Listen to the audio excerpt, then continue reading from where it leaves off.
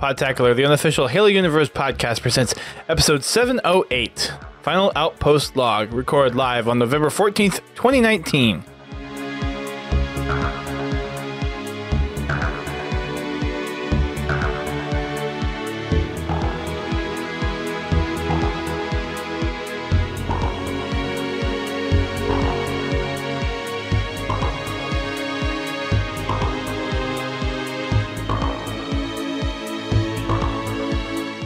Hello everyone, welcome to Podtacular, the unofficial Halo Universe podcast. I am your host, Duststorm. And I'm your co-host, Godzilla T. And we are here to have a roundtable discussion for the attendee side of Outpost. A couple weeks we had DJ Blue, PDX on, and John Friend on to talk about the hosting side of things. And we have a whole bunch of people on to talk about their personal experiences with Outpost. Sorry, GT.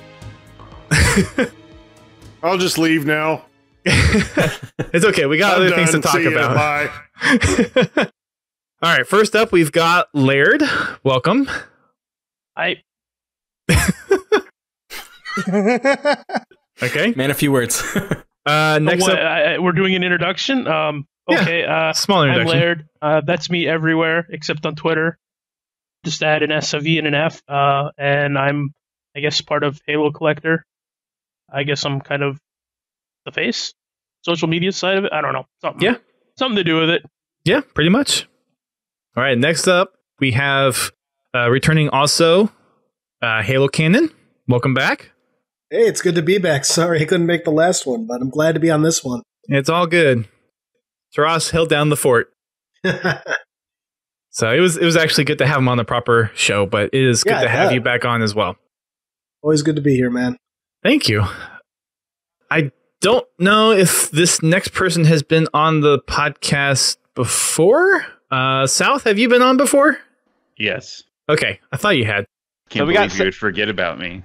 We have so many people on. We do have quite a few people. So welcome back, Sovth, to the show. Yes, Sovth. That's me. I am part of the Halo Respawn podcast, and I hang around Twitter and Mixer a little bit. Very nice. And your partner in crime, Hungry Bear. Welcome to the show. Heyo. What's going on, guys? Hungry Bear over here. I get to host Halo Respawn with Eric. We have a blast, and we're looking forward to seeing what kind of fun stuff we get to chat about today. Very nice. And then we've got a couple of other new folks on the show. First up, it is Legacy or Trevor. Yo, I'm basically an event guy. I go to every event ever. And some people here can attest to that, yeah. Oh, yes. Yes. Yes. And I'm quite active on Twitter. Yes, you are. That's awesome. I will see you and DJ, I will see just a string of retweets and likes and everything. Yeah, I probably have a pretty bad habit of retweeting stuff. It's all good. Sometimes those retweets get me up to date. Yeah. Amen. And then next up, we have Daemon Zod. Welcome to the show. Thank you for having me. Yeah, I'm from the Chicagoland area. You can find me a lot actively on Instagram at Chicago Shaggy or on Xbox Live at Daemon Zod. Oh, God.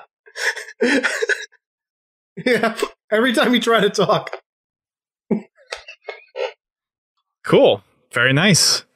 Came through that time. No worries. 90% there. We got the recording, so that part will be edited and actually smooth. So the live audience is suffering, but the recorded audio will be. They're gonna be like, "What the hell are they talking about? Why? What do you mean it froze? It sounded great to me." Exactly. Yeah. Ooh. Yeah. And then we also have returning community member Bobby. Heyo. Welcome back. Yeah. Happy to be back, especially so last minute like this. Yeah, we had a few last minute joins, but it's all good. Amen.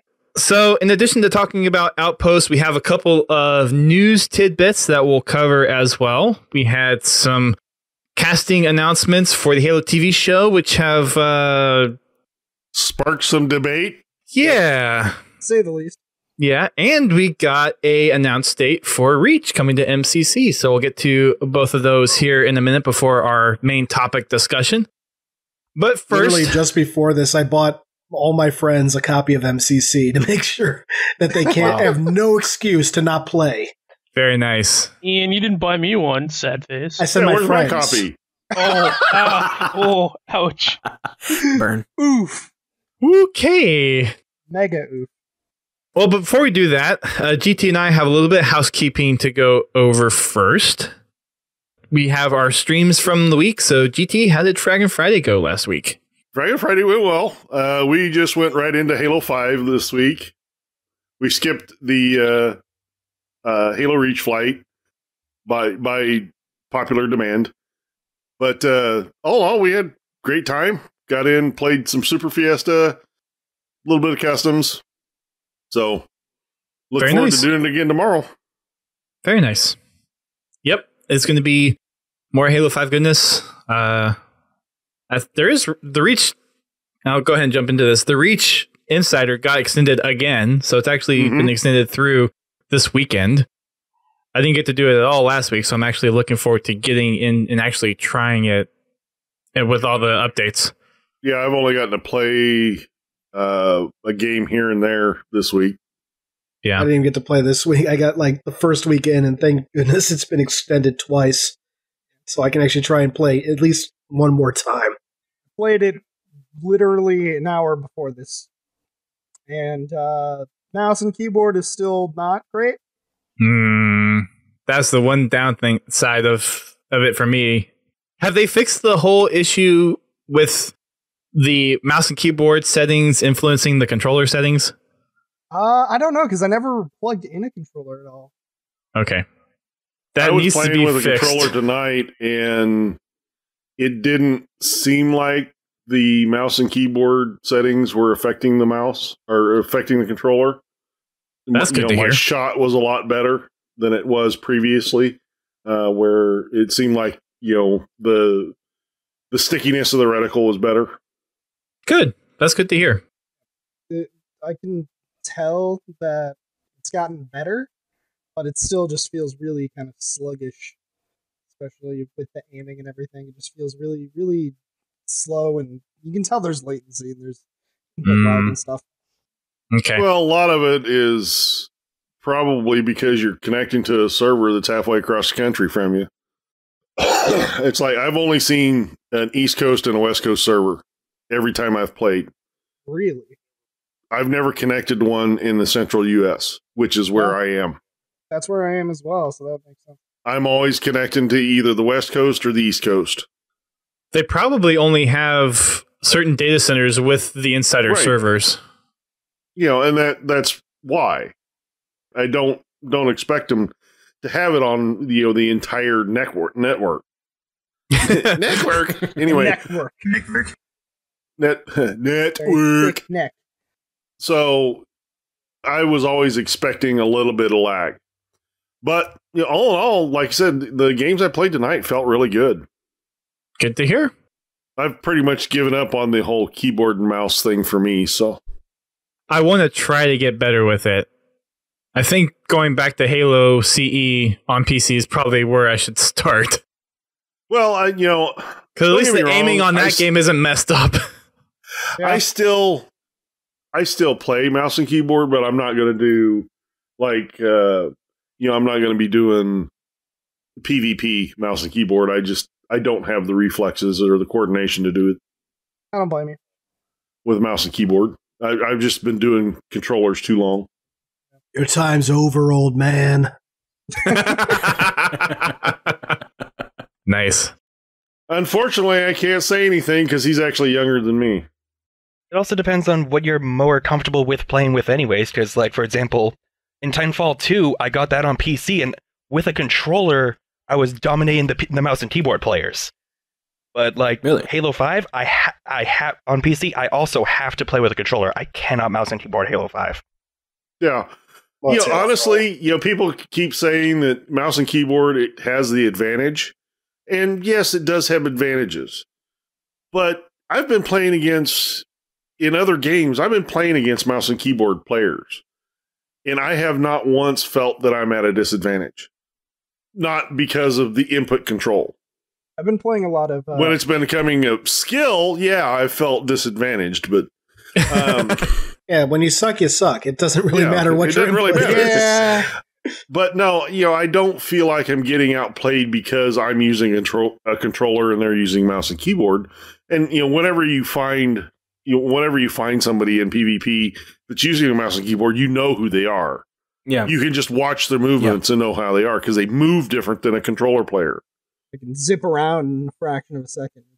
Well, it's also they're not a controller player from what I've noticed is a little bit more fluid in their movements because of the controller, where mouse and keyboard they're much jerkier, snappier to their movement. Robotic. But it's easy to counter just by altering your play style.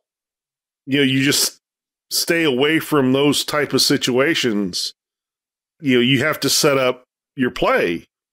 One thing, and I forgot to mention this as far as like the news we'll cover, but the Twitch Rivals thing that happened this week on Tuesday, it was cool to see that some of the pros were playing with mouse and keyboard and some of them were playing with controller, but they were still playing at a competitive level for each other. Mm-hmm. Yeah, Snipedown had a controller. He was killing it. Mm-hmm. And you could tell which person was playing with the mouse and keyboard and which person was playing with the controller. Yeah. And it didn't affect even with the field of view, because normally with a mouse and keyboard and a controller, field of view can kind of like can kind of mess people up a little bit. But as I saw Snipedown, for example, playing with controller, he kills it on Apex and he was killing it on Halo Reach. The dude is also just a beast. No doubt. That does help significantly. Well, I mean, the pro players, they have the instincts and they have the reflexes and they have the adaptability to be able to adjust to different control schemes or different control devices. I am not that good. No, I'm not. Anyways, so so we have more, I guess, Halo 5 tomorrow, even though the beta is extended. Probably still do Halo 5. Most likely, yes. That way everybody can have a chance to join in. Well, they just sent out another 10,000 invites, according to what Post tweeted.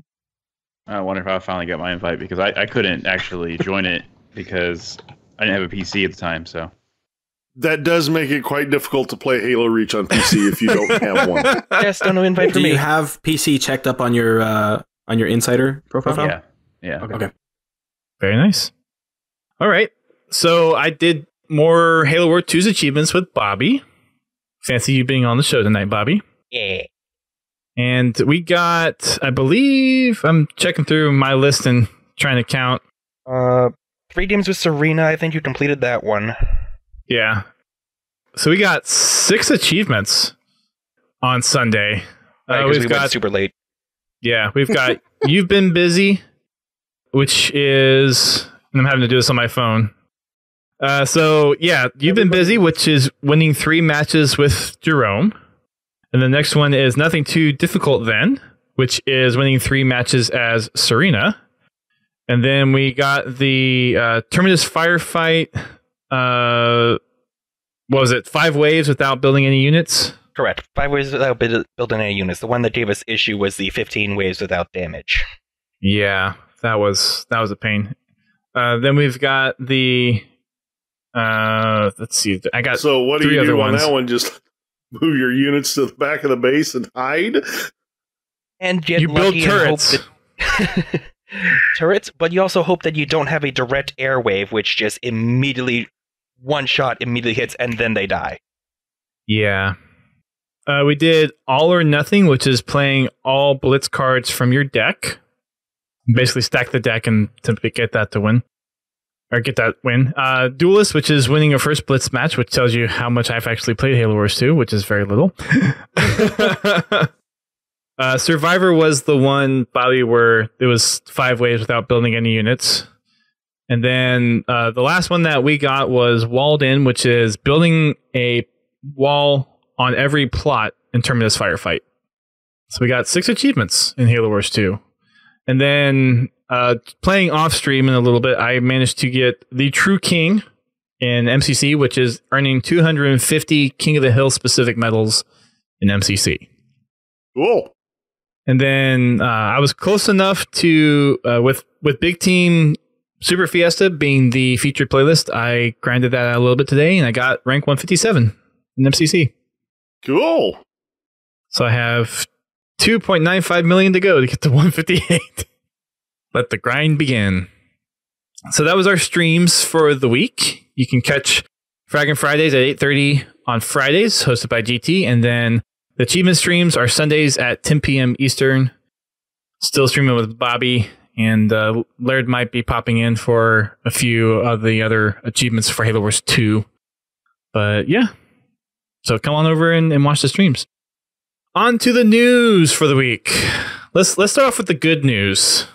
So during the Inside Xbox stream today from XO19 in London, there's a little segment for Reach, and Reach will be releasing on MCC for PC and the Windows Marketplace and Steam on December 3rd. And Xbox also. Yep. Did I not say Xbox? I thought I did. Nope. On Xbox as well. All pre-announced platforms. Important. Yes. December 3rd is the magic date. And I did notice on Steam that the Master Chief Collection is available for pre-order for $39.99. That's what I did. So no individual games. Not bad pricing at all. Well, you can do the individual Well, game. you can do it, but it'll cost you like $60 or You whatever. don't have to buy the individual games. Yeah. Like they originally had marketed it. I'm glad they decided to give you the bundle option. Yeah. Yeah, I like that as well. Because I'm going to buy them all. Gotta buy them all. I think they're still looking at giving people the option to buy individually, but right now it's just the bundle is the one that's offered. Well, they have the bundle and they have Reach for $10 on its own. I was looking through the replies on the announcement on Twitter, and one dude had it where Steam had showed him charging $40 for each individual game. Like, it's obviously just a glitch, but it was weird. His total was like $200 some dollars. Yeah, but that guy was like from Brazil or somewhere like that, or Mexico or something. Yikes. Yeah, who cares about them? Yeah, that's a bad time. I think we've all here paid that much for the games originally. Yeah, It's all going to be on Game Pass for PC too, right? Yeah. Yeah, it's on Game Pass for Okay, PC. Not Yes. even to include the legendary versions and all that too. I mean, Although I don't think the Game Pass version will include the Reach campaign. I think that's the part where it's going to be really? No, Game Multiplayer Pass only? is everything. yeah. It's Is it? Xbox. If you have Okay. it on Xbox and you already own MCC, you get the multiplayer and the custom games, and I believe Forge for free, and then it's a charge for the campaign and firefight. That's Unless right. you have and, unless you have the and Game if you Pass have stuff. Game Pass, it's 20% off the Reach That's DLC, which is $8. So weird to me. Okay. I don't understand why they wouldn't just include it all. But Yeah, right. That is weird. I did tweet out to Sketch and I think Unishek earlier, asked because they mentioned before about having either a discount or some kind of credit for those who already have MCC on Xbox, and they wanted to get it through the Windows Store. So I'm hoping they have some info on that here pretty soon. Just play it on Game Pass. Yeah, just get Well, Game Pass Ultimate, man. For those that don't have Game Pass. Who in here Who doesn't doesn't have Game Pass? Raise your Well, hand. we all went to. I don't. Most of us went to. We yeah, might most of have us some went to Outpost listeners. Discovery where you got the free 6 months if you did the VIP. Yeah, I did all a- these things. Yeah, exactly. I got like a stack three or of four of over those there. that I redeemed, so I'm good on Game Pass Ultimate for the next 2 years. I did have a- August, Same here. September of 2021. I have it free until then. So Yeah. 2022. Yeah, I got it till That's June or August till June or August 2021 as well. Did you be sure to do the $1 for the first month beforehand and then redeem everything? Like out of 2 6 months, or was there an actual year code? Yeah, there's an actual year code. Whenever you went to do the signing with Aaron Greenberg and Jeff Keighley, they Oh, yeah, gave it was you a at year E3. code. That's cool. Cool. Yeah, I didn't get to go to really any of the signings or any of the panels on main stage because I was doing hundreds of my own panels. Yeah, Excuses. it's understandable. Yeah, I didn't get to get in those lines either because I wasn't there. But that's because you live in the middle of nowhere. He could have gone to Chicago, just would have Hey, been a I drive. did. Could have. We had extra space in our hotel room. Could have stayed with me. Well, right now, my job is kind of a unique situation. There is 2 people that work where I work, me and one other guy.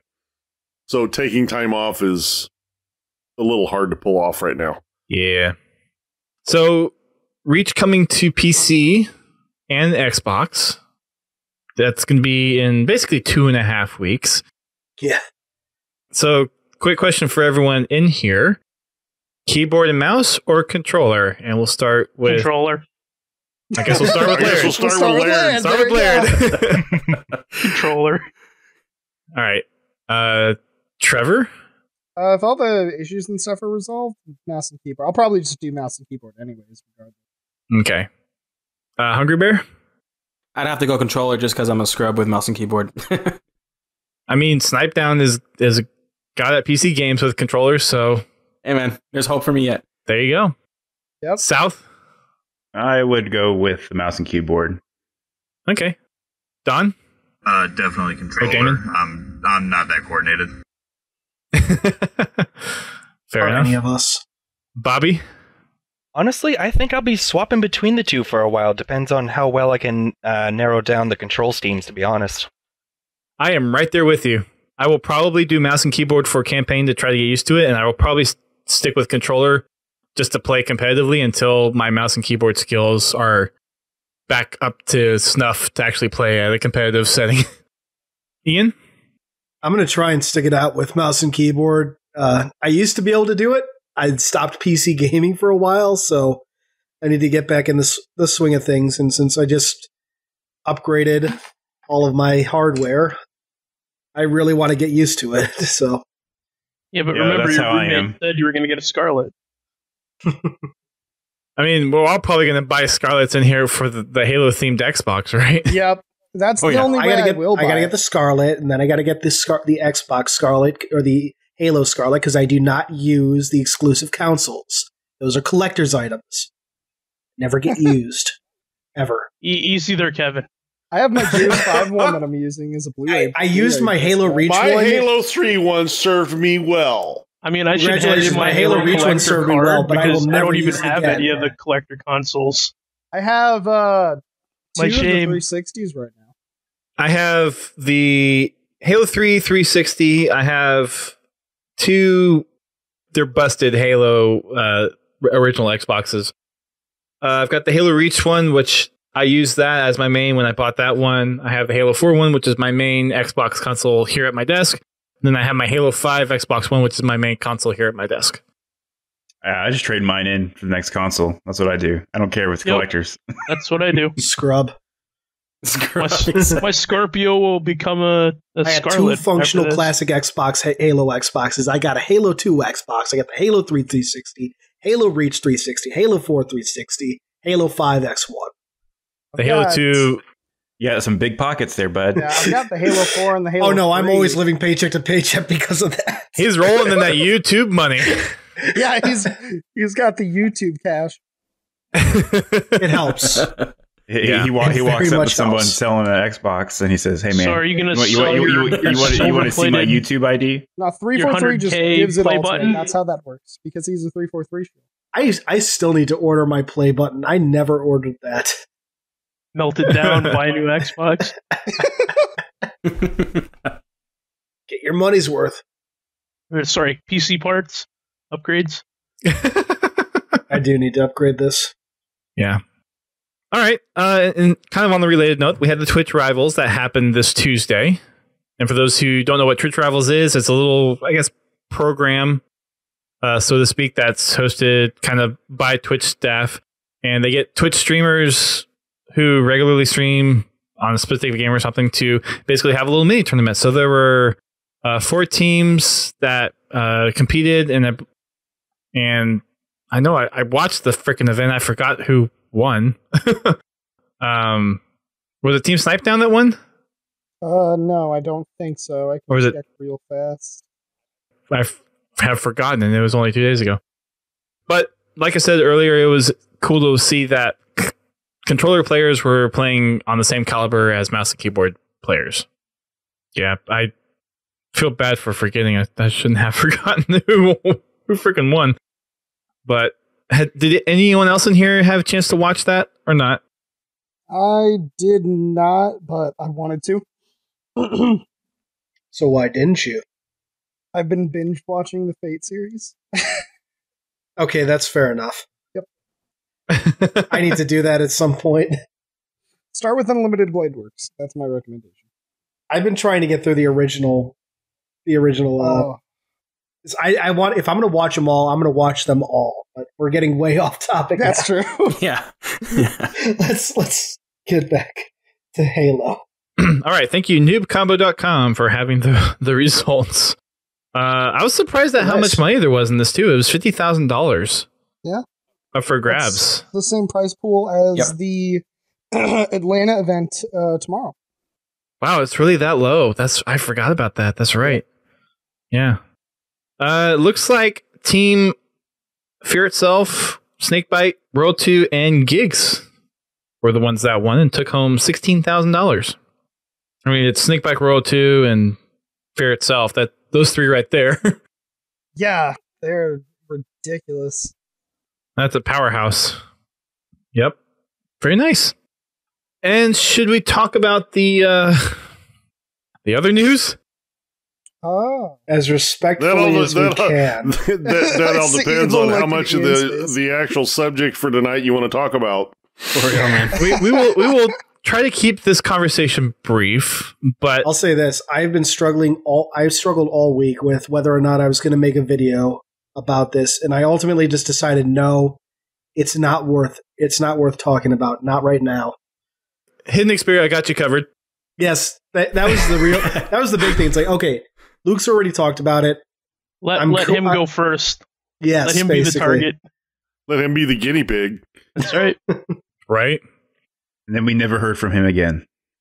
All right. Well, since you didn't get a chance to do a video, Ian, you want to do a quick recap of what the heck was announced last week? So starting with the good part of the news, the production, they're finally starting production. So that's good. That is good. Overall, that's good. Super stoked. The other thing, though, I can't remember the name of the cast, but they cast Captain Keyes, who the part that really annoys me is that he's Captain Keyes. I'm hoping. For a lot of this, I'm just hoping that Variety got some bad information or misinterpreted what they were told. Because if he's a captain and this is still canon, like we were previously told, that means that this is set after the Battle of Sigma Octantis 4, but then somehow there's all this other stuff going on that just does not fit in a very strict timeline we already have that's very detailed up to this point. No, apparently they released a statement that the TV show will not be canon. Did they? Who said that? It was they were still dancing around that. I wouldn't mind it if it wasn't. The problem is whether it's canon or not, and I really don't care what the story is as long as it's a good story. But the problem with it not being canon is any new players or new people to the universe will watch this series. They will see these characters, they'll get invested into the series, and then they'll start reading the books. Yeah.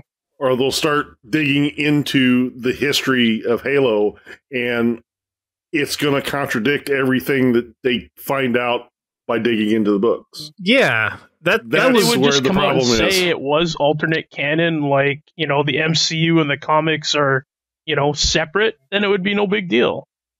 But then you have the opposite problem, though. If it was canon, they could potentially confuse people coming into the show. Yeah. Based on where it's set. But didn't they say that they were going to try to stick to They that did. originally? Yeah. That's what the I frustrating heard. part. Yeah. Yeah, they were going to try, but, I mean, they've already retconned a bunch of older canon that needed to be updated, and they've already come out and made statements that Ian will have to correct me, but I believe going forward after, Halo 5, that they're going to do soft reboots, retcons. There nothing like that. Like Frankie said that they, like he said at Outpost, that if they have to make retcons, they're going to be very upfront and very forward about why those are made, which, retcons have to happen sometimes, no matter what you do. You have Captain Keyes and then you have Miranda Keyes. Well, yeah, who's a commander and now also a doctor somehow. Yeah, Miranda is now off now all of a sudden is a scientist instead of a ship captain. Well, she's still a commander, but she's also apparently a science officer. Someone found some news piece, like it's a news article from the Reach Halsey Journal. You know that thing Dust should be reading. But apparently there's an award. Why did you bring that up? In that article, there's Hood is giving Dr. Keat, Commander Dr. Keyes, Lieutenant Commander Miranda Keyes, an award for non-military service. They don't specify what it is, but there might be some justification that she actually is a doctor or whatever. I'm gonna have to go investigate, because that's like the big thing I want to talk about if I were to ever make a video about it, because every other line in Halsey's journal is like, when in relation to Miranda, is Halsey saying, "Oh God, she followed in her father's footsteps. She doesn't want to be like me. Woe is me." It's grossly oversimplifying, but it's like large newspaper article that's in the journal full. I know exactly what you're talking about. It's been forever since I've read that particular excerpt. The president of programming at Showtime went ahead and said, "It's a new story, but we are being incredibly respectful of the canon, and we're working with 343 and Microsoft people to make sure we don't violate any of that." So that's the statement I remember hearing. Oh boy. So that's why I'm hoping that Variety, because the Variety was the one that broke this news, I am hoping that they got some bad information from Showtime or something, or Showtime just, like, they said, "Oh, we're having Miranda Keyes," and they're like, "Oh, I remember Miranda." Whoever wrote the article was like, "Oh, I remember Miranda. That was the commander from Halo 2, and Jacob Keyes. Oh, he was the captain from Halo CE," and something like that. That is what I am hoping is the case, that we're getting Commander Jacob Keyes, and then honestly, I would hope for Lieutenant Miranda Keyes rather than, or at the very least, Lieutenant Commander, but because there's some hard dates there, depending on what rank she actually is. Like, even if they still call her a commander, that's still shorthand for Lieutenant Commander technically. So it could be 20. Yeah, there's a lot of ways you could dive into it. The big thing that got people riled. We won't go into the biggest thing that got people riled, I think, because that's just if you catch my drift. Is the whole the idea that there's a character in there who is raised by a human raised by the Covenant and hates humanity like them. Yeah, and that I'm hoping is like, still waiting to see how they explain that one. Yeah. I'm hoping that it's like it's a Star Killer situation. If you've ever played the Force Unleashed games, where he was raised in secret by Vader. So I'm hoping, like, maybe people keep saying Sangheili, and I'm thinking no. I don't think that's the way they'd go if they were to do this. But like a jackal, hell, I could even see one of the high prophets or any of the prophets raising a human for that reason, like especially truth or mercy. Indoctrinate them. I think regret would be like a hard no, but truth or mercy, I think that could happen. It would be like what they could do is use them to appropriate Forerunner technology. Exactly.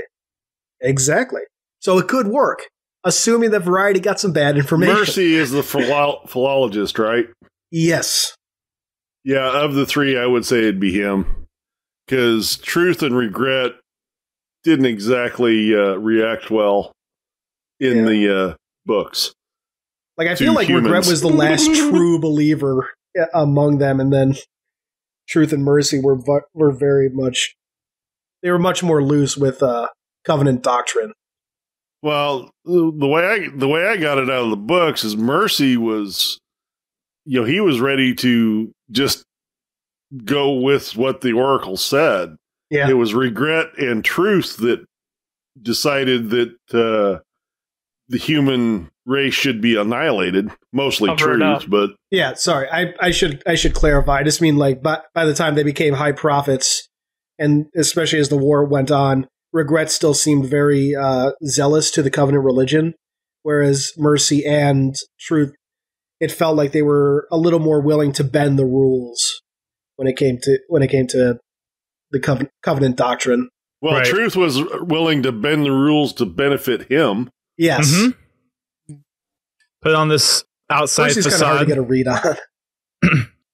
Yeah, put on this external facade and make it seem like he's all trying to abide the Covenant and on the back and he's doing his own little agenda thing, which we've seen in the games plenty of times. Yeah. I am a little concerned with the story. The casting decision, I'm not as bothered because that kind of happens. I honestly don't have a problem with any of the casting. Honestly, the thing that gets me at this point is there's just two questions I'd want to ask really. Like and I hope this isn't an insensitive term, but it's the only thing I can think of right now. If race bending is, if that's on the table, why we have these 3 new Spartans with Master Chief? Why aren't they just Fred, Linda, and Kelly? Yeah, I was just going to say that. If race is not going to be a consideration in casting. That's what really confused me with the Jacob Keyes and Miranda Keyes announcement. And even hell, just like it could have why do they have to be Jacob and Miranda? Like I think it was like it could have been any number of people from our Halo, but I think I remember seeing Eld say it was like, why can't this be Roland Fremont or Admiral Whitcomb or someone like these characters that we have not seen? Kind of like I would like that. Kind of like the casting with Parangoski. I love the casting for her. Sergeant Johnson. Yeah. Yes, I loved that. Everyone jumps to Sergeant Johnson, but I'd take anybody any character we haven't had a visual depiction for.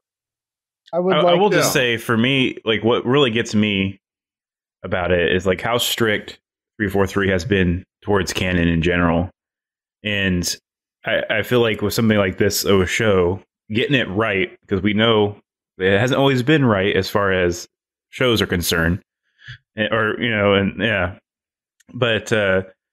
it right, because they focus on making sure everything is canon, but I don't know if it's more of because of the deal they signed with Showtime, it gives Showtime more creative freedom, but I feel like, I don't know if it's 343 kind of loosening the reins a little bit and letting them do their own thing, but with just a little bit of oversight.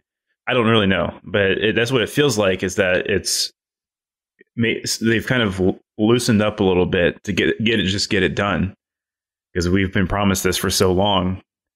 And that part of me just wonders, so part of me wonders if that's a part of it, but it also makes me worried because, Godzilla, you mentioned, people are going to watch it. Younger people are going to watch the show and want to get into Halo. And I think maybe Luke mentioned this in his videos. Like, they're going to go to the games and be like, why?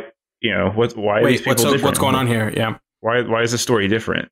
And because that's the one thing that's been great about Halo for so long, and the canon, is things flow really well together. And and you can take a thread and point here and there, and it's just very consistent. And so it's just, I'm worried about that in that sense, but at the same time I'm excited to see Halo on TV and get it out there again, because obviously 343 and Microsoft are getting ready to push Halo like crazy. As far as bringing Ninja onto Mixer, they're going to go fully loaded and ready to go to try to get Halo back to the top again. It just seems like with this casting announcement and some of the other details, for me, it seems like some of the stuff that has been like retconned previously within the Halo lore didn't seem as egregious, or definitely not intentional. And this one just seems to be like, hey, we're making all these changes and we're keeping the canon. And it's like, really? Yeah. Are we? Yeah. Cannons with the C. Yes. That goes back to, I wonder how much of it is 343's decision and how much of it is Showtime's decision. But my thing is, though, too, is like on that point, is that's what worries, what I'm worried about, is that 343 gave them too much control. And it could have been part of the deal too, because the supposed deal is it's $100 million per episode. That's what I was Showtime's putting up that kind of money. But the casting is one thing. If it's like, okay, there's certain people they want to cast, that's fine. But all the other stuff that's affecting the lore of the universe and the story, that's where, to me, it kind of enters in that really muddy water of, you better be careful if you want this to really kind of exist within the Halo franchise. mean, granted, we do have some productions already that aren't great storytelling, but they're still within the universe. They still hold merit within the franchise. But then you have a lot of this stuff where, okay, it's Dr. Miranda Keyes, and she hasn't really been known as a doctor before. And Yeah. I mean, come on, the greatest non-canon thing in the franchise is Spartan 1337. Yes, absolutely. Spartan Leet. I love That's right. Spartan Lee.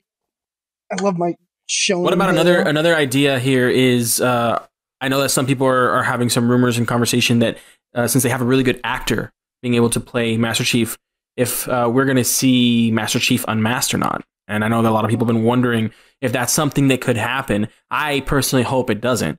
I want to continue what Bungie did and say that we are Master Chief. You know, that we are that person. We can relate. Well, we've already seen him without a mask Yeah, or without a helmet.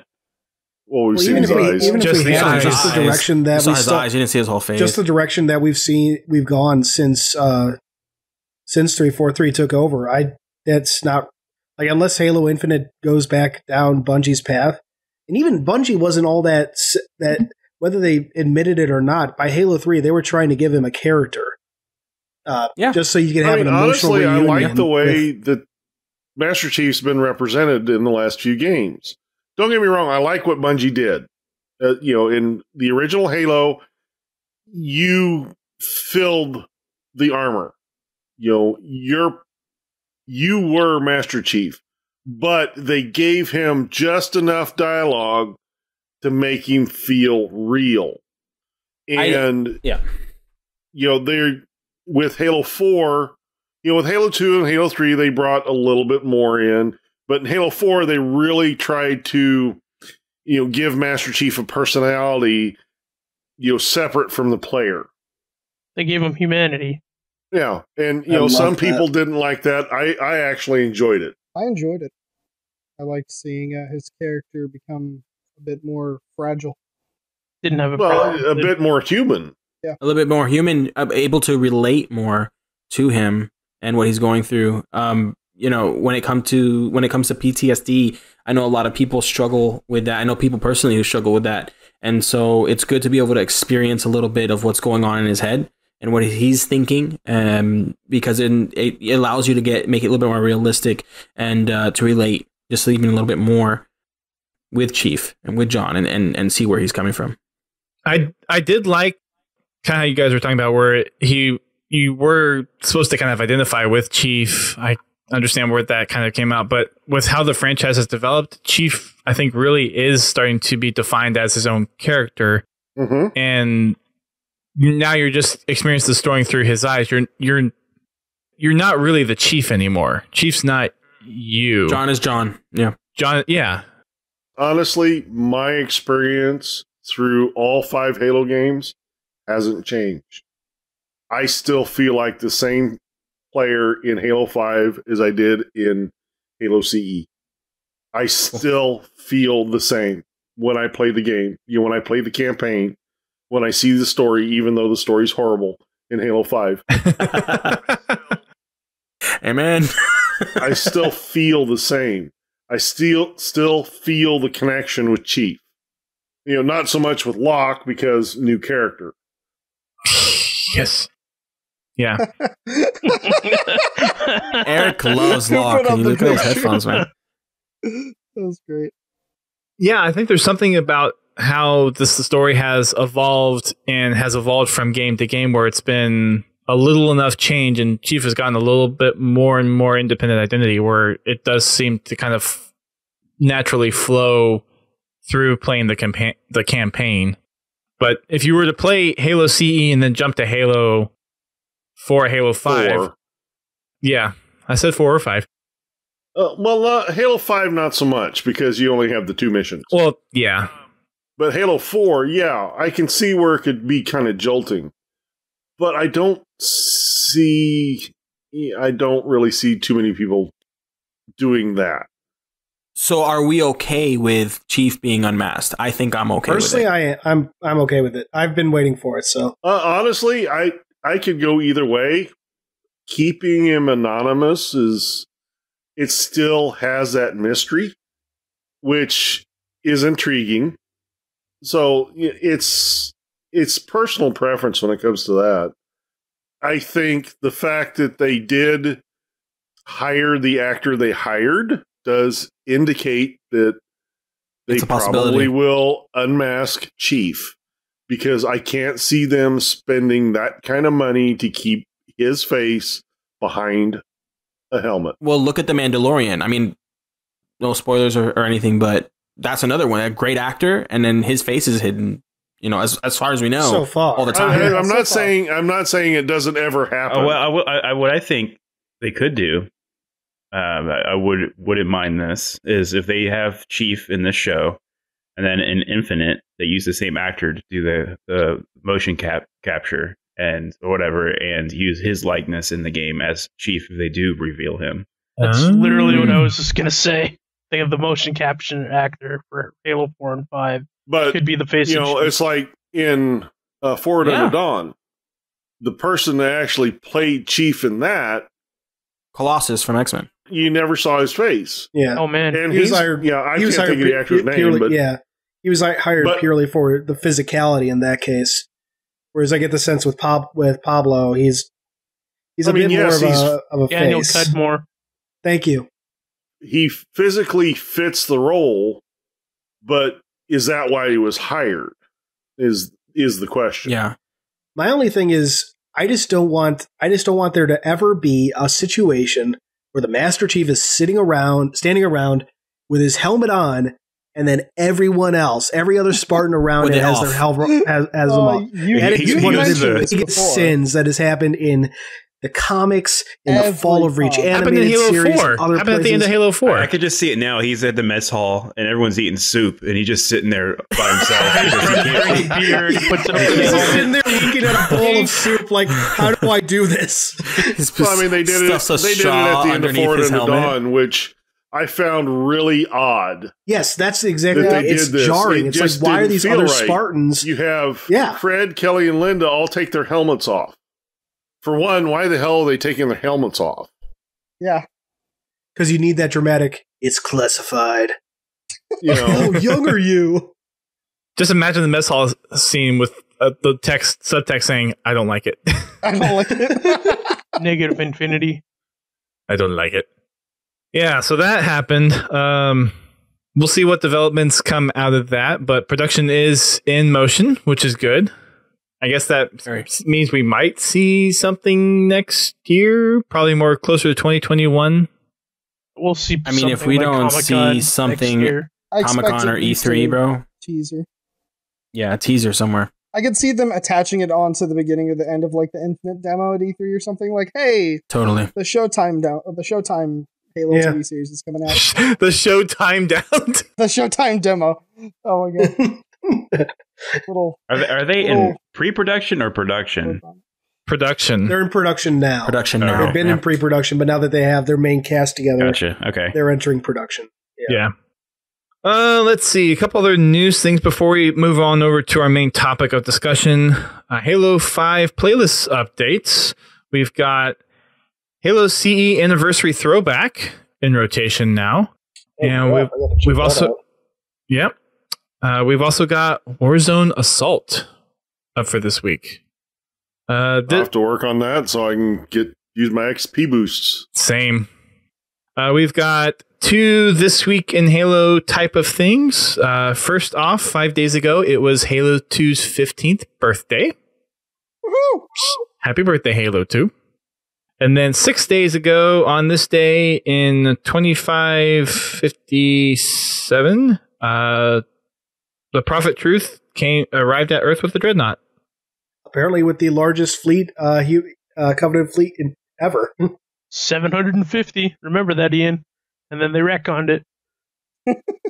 Well, they retconned it to 750, and then they retconned it back. Yeah. Which, thank goodness. 2552, sorry, not 2557. I was going to say, same year. Halo 4. Oops. They invaded Earth. Wrong year. 4 years after they lost the war. We're going for the revenge. Right. And then also tomorrow, DreamHack Atlanta starts. Yep. I will be in attendance. And also, DJ's 7 there. days ago in 2549, Cortana was created. Nerd. I think we covered that last week. Ian's You might have. walking- I didn't watch. Ian's walking encyclopedia. Oh, You didn't watch? Ian That's throwing the shade. That's all right. Apparently, a I'm lot not of throwing people shade. don't I watch. just have a lot I'm working on. And I'm trying to watch Scooby-Doo Mystery Incorporated. Oh, Lovely. very nice. Gotta have your priorities in order. For me, it's Fate. For you, it's Scooby-Doo. Mandalorian. The best anime. The Mandalorian was so good. The Mandalorian. Don't say anything. I haven't seen it yet.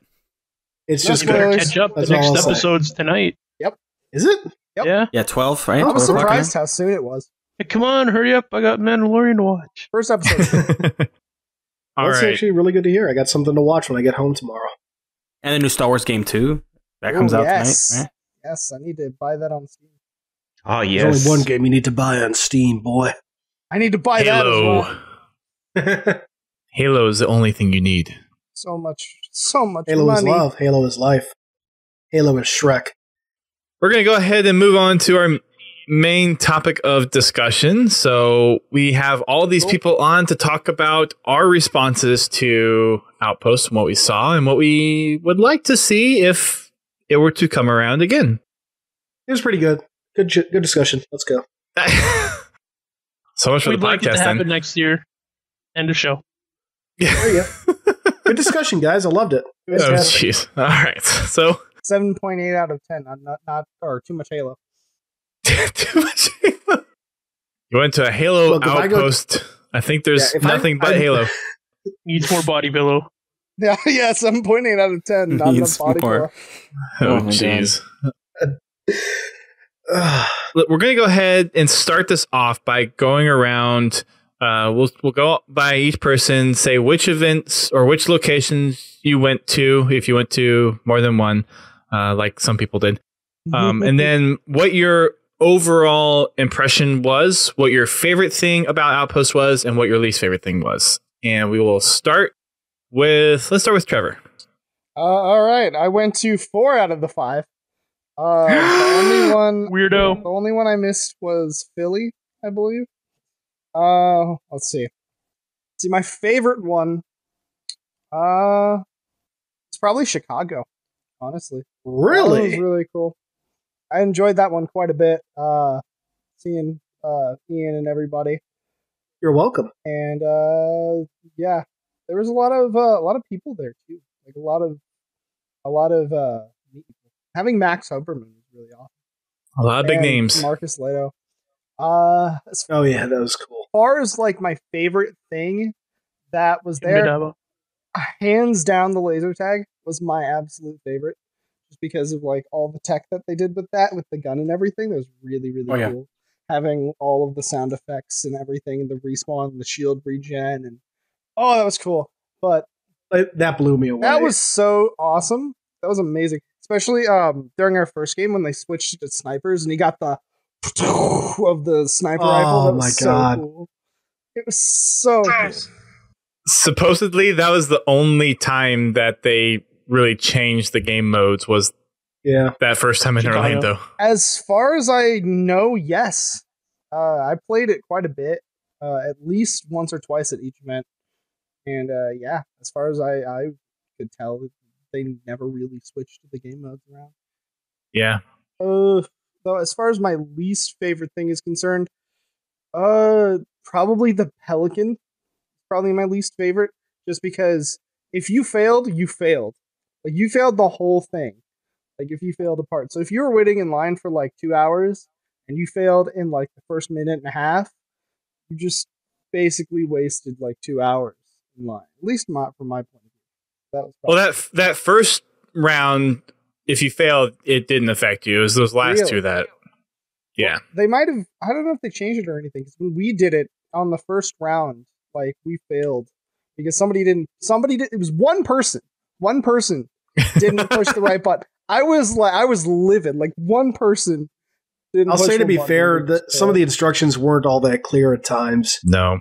Like you get to the final part, and it's like each person has a thing to do, but then it's like, oh, every person has something to do every time, and You just Instructions needed not to have clear. one person yelling the instructions and everyone Yeah, like followed what them. we did. Like, yeah, exactly. We blew through it in like 2 minutes. Instructions Basically. not clear. Head stuck. Thank in you, Pelican Kevin. Engine. Yes, Basically. Kevin Barry. All right, I'm gonna let's try to hold discussions of each attraction Sorry. until after everyone kind of says their thing. That way we can collectively discuss it. So let's see. Trevor, thanks for that. We'll jump over to Ian. All right. I went down to Orlando, and for full disclosure, I was invited down there, so if I have a biased opinion, maybe. shield. Yeah. But then I paid for I went to Chicago as well, since that's local for me. Favorite event, being a lore buff, had to be the ring experience. Just a lot of Makes cool sense. stuff in there. Seeing the space whales finally. Yeah, that was really cool. And the blind wolves, that was cool too. Yeah. The inside of the ring. Least favorite was Covenant Escape. It was kind of underwhelming. Yeah. I think for a lot of Halo lore geeks, or just Halo geeks in general, that was probably the most underwhelming. But let's see what everyone else says about that. Hungry Bear, how about you? Well, I was able to go to Orlando. So I didn't get the opportunity to go to all of them. So I just went to Orlando. I did go VIP all 3 days. I had a blast. I actually was able to attend 2 years prior to Star Wars Celebration, which took place in the same convention center. So we were able to see how Disney does things versus how Microsoft does things. And I got to say, the first 3 days of Star Wars Celebration was a nightmare. Oh, no. And a nightmare, and for me, day one of Outpost compared to the first day of Star Wars Celebration was a dream compared to Star Wars Celebration, right? So yeah, there was a lot of things. Yeah, there was a lot of things that people didn't like, and there's a lot of things people went on Reddit and started talking about. And there was some things that needed to get picked up. And by the time you guys went to Anaheim, if I'm not mistaken, that's when everything was like butter smooth. And obviously, day two of Orlando got better. Day 3 was just amazing. But day 1 was way better than day 1 of Star Wars Celebration. Star Wars Celebration day 1 was, like I said, it was a nightmare.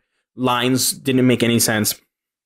People had the wrong signs for different places you were supposed to be lined up to go to certain events. They didn't have the right amount of so over there you had wristbands in order to see different things. So if you wanted to see Battlefront, for example, you need to get a wristband first in the morning in order to be able to get in the booth to see that. If you wanted to see Last Jedi trailer, you had to go ahead and actually line up the whole night. So I was actually able to be in that studio and it was rough. It was really rough. Yeah, there was like 5,000 people. The energy in that room was wild, but it was rough. It was a rough ride. We actually stayed lined up the whole entire night till the next day. So we started at 6 p.m. the day before, and then we ended up actually getting to see the trailer around 10:30 a.m. Right. So the next day, right, it was really rough. But overall, it took them a couple of days. Star Wars Celebration, I think it was like a 4-day event, 5-day event. It took them a while to get their act together. So when I saw John, I was already there for about an hour before I actually ran into John Friend and started talking to him a little bit. And I was like, hey, man, you're killing it, because I was here 2 years ago with Star Wars, Disney, and they didn't do such a good job. So me coming from that, understanding that, maybe a lot of people who went to Outpost, it was their first convention. Maybe they've never been to an event before, right? So they're coming in thinking this is going to be like E3 or Gamescom, and you know, it's something brand new. They're just starting this. I know Halo Fest. When did Halo Fest take place? 2011. 2011. Yep. So I know a lot of people probably maybe trying to compare, but my experience at Outpost Orlando was awesome. Obviously, day 1 going into VIP, it was I thought, hey, okay, this is kind of cool. It got way better. Day 3, Steve and Jen were able to be there. We kind of, heard the grapevine, hey, stick around. You don't want to leave right away. And we able, I was able to get the autograph from them and not having to go through all the obstacles of what other people had to do. I know some people were even fighting in line to get those autographs in Orlando. It got really ugly over there. It was really bad. So luckily, I didn't have to be there for that. And I actually got to get the access, which was pretty sweet. My favorite thing was for sure the laser tag. I gotta agree, the laser tag was so much fun. That was something that I could have just done over and over and over and over and over on repeat, and not even skip a beat on that. It was so much fun. And then another thing that I really, really enjoyed was I liked the Halo ring experience. That was really fun. It was kind of cool to see inside of a Halo ring, kind of actually getting to see that for the first time. It's kind of cool. And I had some people who wanted to be in some rooms longer than the other. So that was also another really cool thing, another cool idea that John and the guys were able to do. But man, the best part was just meeting people. Like, that was the best part. You talk to Dan and he'd be like, true that, man. Hey, we're going to Dave and Buster's after. And then you'd be hanging out, going over there, meeting Uni, Claude, all these people, and just be like, just having a blast, just soaking it all in, meeting people that you've never seen before. And, you've switched gamer tags, you've hung out, and then you finally get to meet them and see them. That was like so awesome, man. Like, so amazing. That was really what took it. I mean, Eric, me and Eric had never met before. Me and Sovth never met before. So it was cool to go meet him there and hang out. We had the community panel that happened the first night, if I'm not mistaken, right? Dustin, right? That was the first night we had the community panel. Yes, that was the first night. Yep. Yeah. So that was really fun. That was really cool to get everybody there. I know some of the 343 staff came and shared some love over there. So that was pretty cool. But man, I wish it lasted longer. I wish I was able to go to every single outpost. And I'm definitely, looking forward to the future of whatever 343 Microsoft plan when it comes to outposts. I'm looking forward to it. I'm ready. I'm super stoked. Thank you to 343 and all the guys putting that together. John did an awesome job. And I'm looking forward to the future, man. Yeah, they really pulled it off. Yeah. What about his dislike? Oh yeah, what was your least favorite? My least favorite thing. Oh man. I would say my least favorite out of all the attractions, or out of just like experience in general. Just like your experience. I would say in general. I would say the VIP room, to be honest. I was expecting that VIP room to be bumping, like in something insane. And the first 2 days, it felt like a quiet room. Like, it did take a while. Didn't they have one of those also? Yeah, they had a quiet room, but it felt like a quiet room. I've been to SuperCon in Florida. I've been to different conventions, and this just felt like a quiet room. It was kind of weak. And when I would go, I'd be like, well, I think, I know 343, some of the guys from 343 are going to go hang out over there. Let me go just, chill, talk with them for a little bit as I take a break from walking around and stuff. And yeah, it was cool to play, split screen with some other fans and get to meet some people.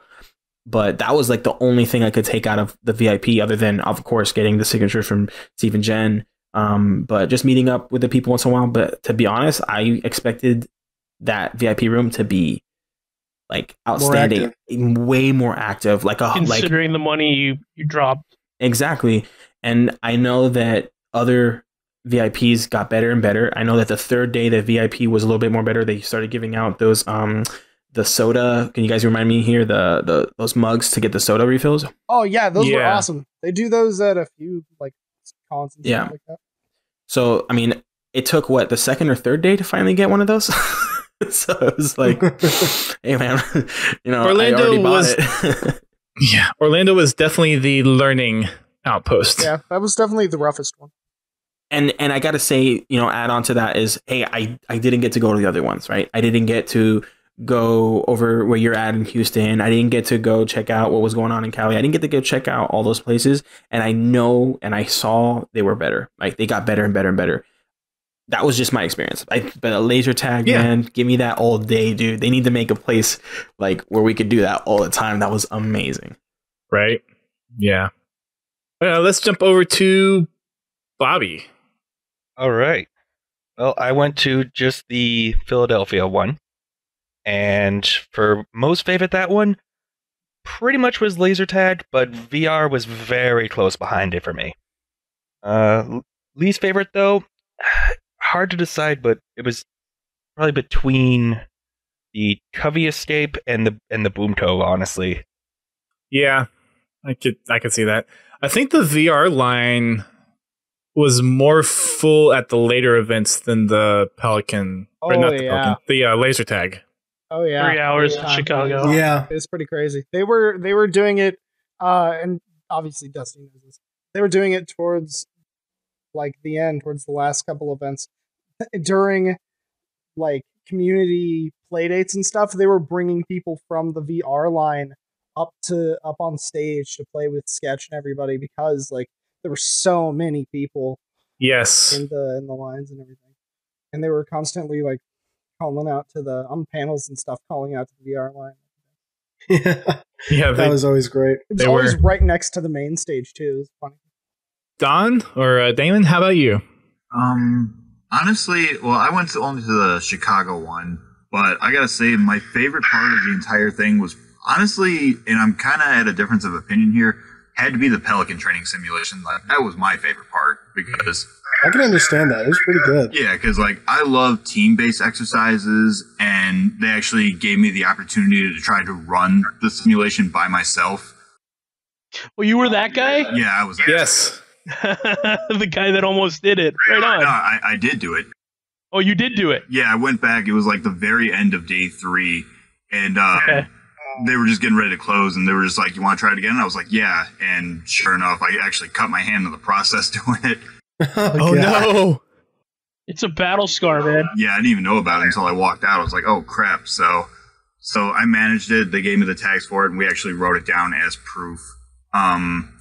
So yeah, that was my favorite part. And honestly, the what was it? The laser tag was probably the second best part for me because, you know, like I said, team-based exercises, just amping everybody up, getting to play with like real Marines because they actually were able to join our team because they were on their off time from their booth. Oh, nice. That's really awesome. cool. Fun fact, when I met you in Chicago and you had mentioned that you were going to try it solo, I ended up trying it solo in Anaheim, and I actually soloed it as well. So you and I are 2 of 3 people apparently that soloed the Pelican training throughout the entire summer. Yeah, that's right. Oh. Hell yeah. Yeah, was it you in Anaheim, me in Chicago, and then one guy in Philly, right?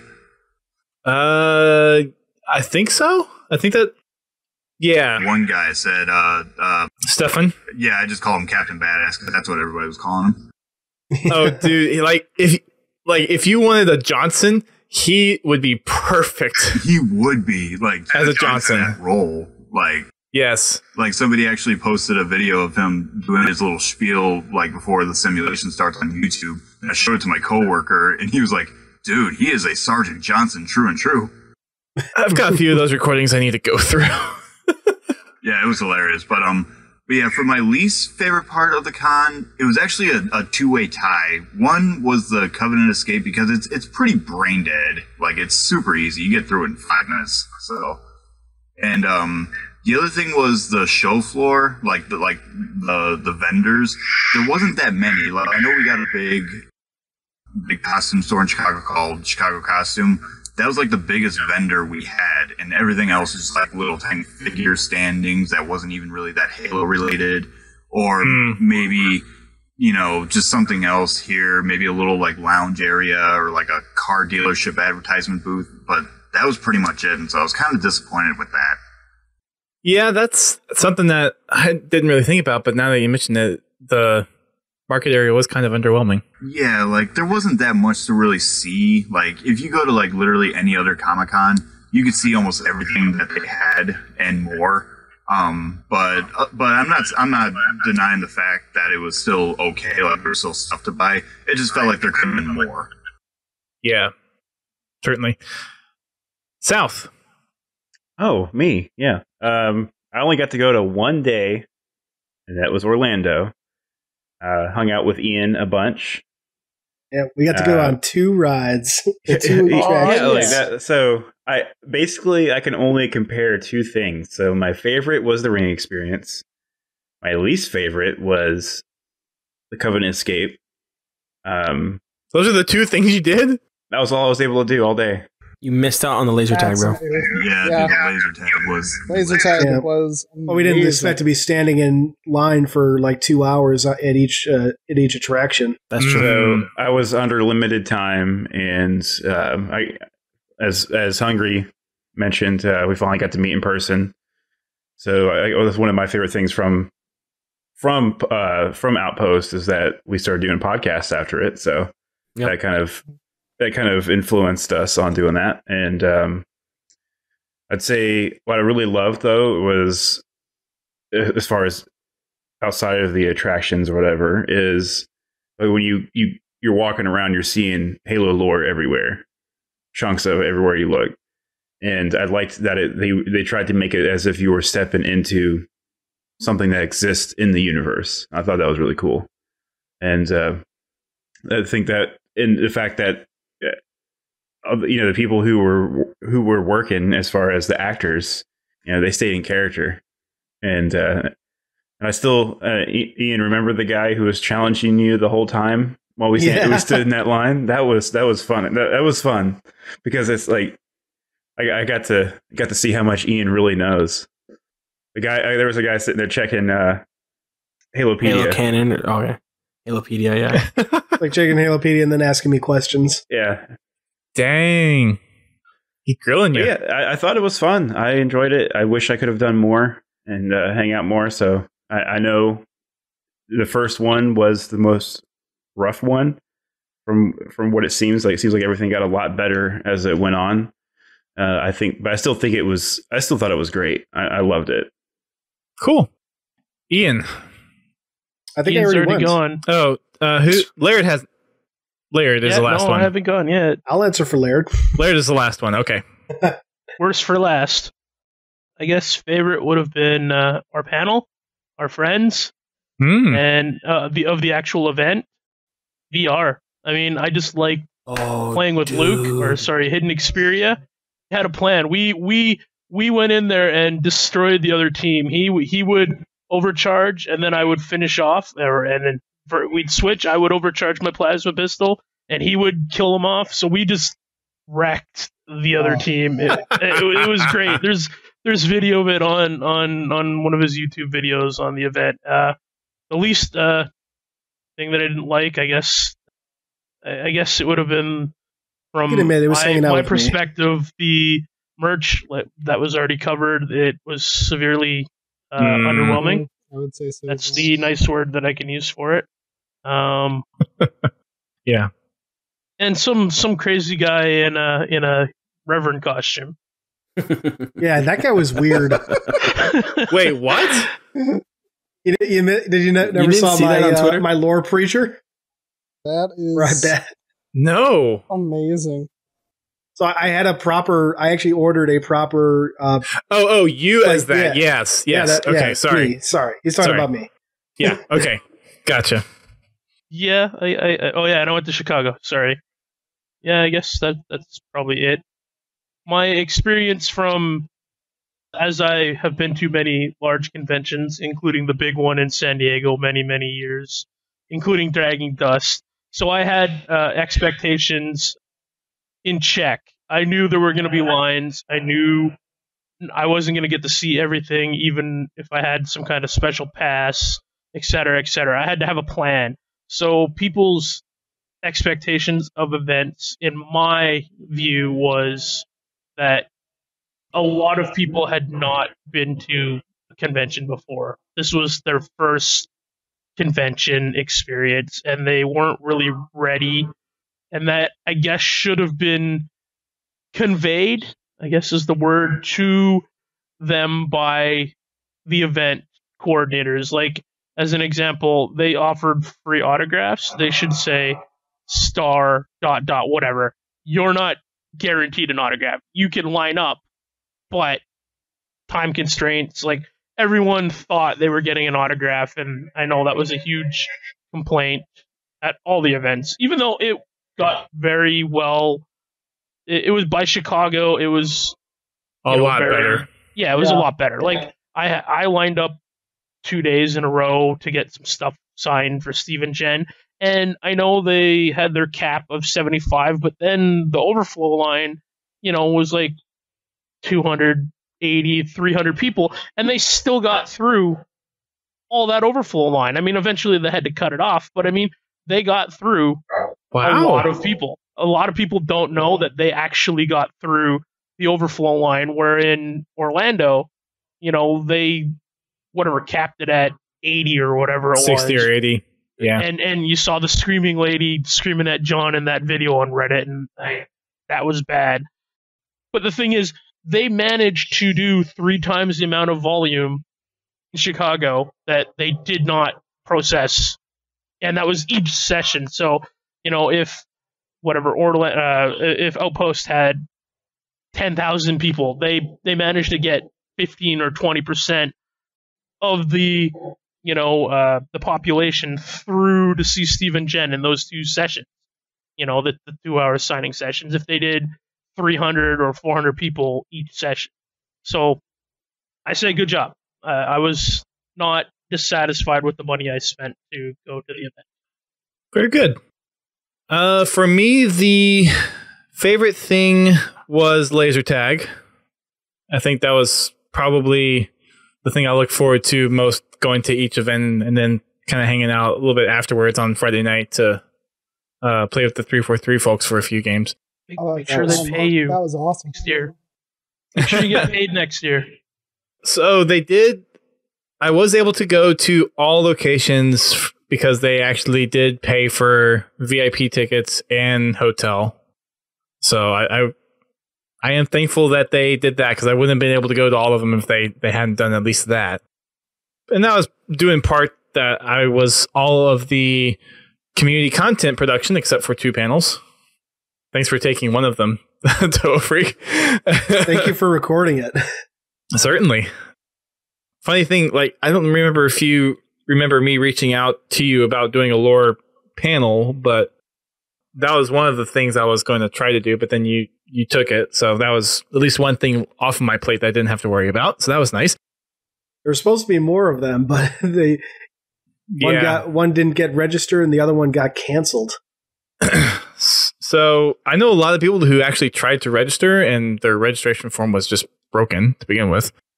Yeah, the only reason I was able to get all my panels secured is because I was talking with DJ and KP, Megan, and a few other people. That's, hey, these are all my plans for panels. These are all the ones I'm doing, and it's just because I was providing so much programming. They were just like, yes, we will support you in any way possible. Pelican was my favorite. Least favorite was the Pelican Escape. Sorry, not Pelican Escape, the Covenant Escape. Yeah, I was like, Pelican is Escape from the Pelican. Covenant Escape was my least favorite. Pelican is favorite. Make Pelican it to is the least ground. I would be escaping the Pelican if I saw Don bleed all over the place. So cutting his hand in there. oh my god. Yeah. So I guess let's quickly go over some of the attractions, what we kind of think about them, how they might be able to be improved upon. And then at the end, we'll talk about what we would like to see, and we'll wrap it up with that. So kind of colloquially, the least favorite thing seems like the Covenant Escape. So Ian, what was wrong with that one? The puzzles weren't all that interesting or challenging, or if they were challenging, it was because stuff wasn't communicated well. Like when me and Eric went through, we actually failed because in the last room, like they're saying like, oh, you got to align these symbols with something on the door or whatever. I don't remember what they said, but nobody had any idea what we were supposed to do. And the person, like the guide in there, maybe, I don't know, it didn't seem like she knew what to do either, or she didn't know quite how to hint at what we were supposed to do or something. It was also very cramped. Yeah, the scale. It's like I saw that. If you saw that recording of the dude in the full Sangheili gear, in that, I feel sorry for him, and I feel sorry for everyone that was in that particular run with him. But that would have been so tight. It was really cool though. Did you see the video where they like scared someone? Yeah, like a group. Yeah. That one was awesome. good. That was funny. That was like the one redeeming quality of that Covenant Escape is just to have the elite there. Yep. Yeah. If they would have made it more to scale, I think it would have been better. Well, it was to scale, just for grunts. Yeah. And For Luke. I hope he's watching this right now. Oh my god! I hope he's not watching it. It's 5 a.m. for him. I understand why they put it inside the what are these things called? The shipping containers. Shipping container, yeah. But obviously, that's what made it to where it was had to be a little bit smaller. I feel like, and plus, that makes it easier to move it to location. But it would have been cool if it was more to scale, and it was more of like you go in. It's like this big black tent or something. You go in, and the whole entire thing changes. I don't know. I don't know how you could have fixed that, but I agree with Ian. Like half the time, I'm just like, what are we supposed to do here? And everyone else kind of that was in there with us felt the same too. I could tell, like, and I don't know. I feel like it could have been a lot better. It's still cool though because they did a really good job with building it and making it look like something from the Covenant. Yeah, the aesthetics were beautiful. The aesthetics were awesome. I think it was a little too family oriented, and I know why they did it that way because it's meant for all audiences, from kids to adults. I think that they should keep that one the way it is, and that's the kid version, and then they should have an adult version that's a little more higher budget. I think would be the, I think we would all appreciate, like you said, a larger, more visually appealing. I don't know. I'm just gonna go with higher budget and harder puzzles. I mean, I found it really simple, to be quite honest, but I know I'm not everyone else.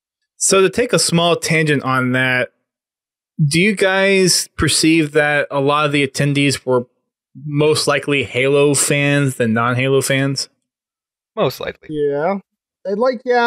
I think there's a good number of people. They dragged their families. Yeah, they dragged their families there. But I'd say, most people were Halo fans. Almost everybody I saw was at least wearing like a Halo shirt or something. I feel like their idea of trying to market this as, hey, we want this as an environment where you can bring people that aren't into Halo necessarily was a good gesture, but with it being the first year, I think it kind of doesn't make sense to expect more than really the hardcore fans. And granted, I brought my parents to the Houston one because I'm originally from Houston, and I really only felt comfortable doing the ring experience, and we were going to do the Pelican thing, but we just did the Hall of History briefly and the ring experience because I feel like that was really the only thing that they could really appreciate without really knowing or diving into the rest of what Halo actually is. And then it seemed like a lot of those other attractions to me were just like kind of meh for the Halo fans, and they could have done so much more with them. Granted, the VR and the laser tag, I think, were probably the thing that most fans were probably most excited for, because that is quintessentially Halo. They were really, really cool. Laser tag was very much like it felt like playing both laser tag and VR were very, very much felt like I'm playing Halo. Imagine if they combined the life. laser tag and the VR.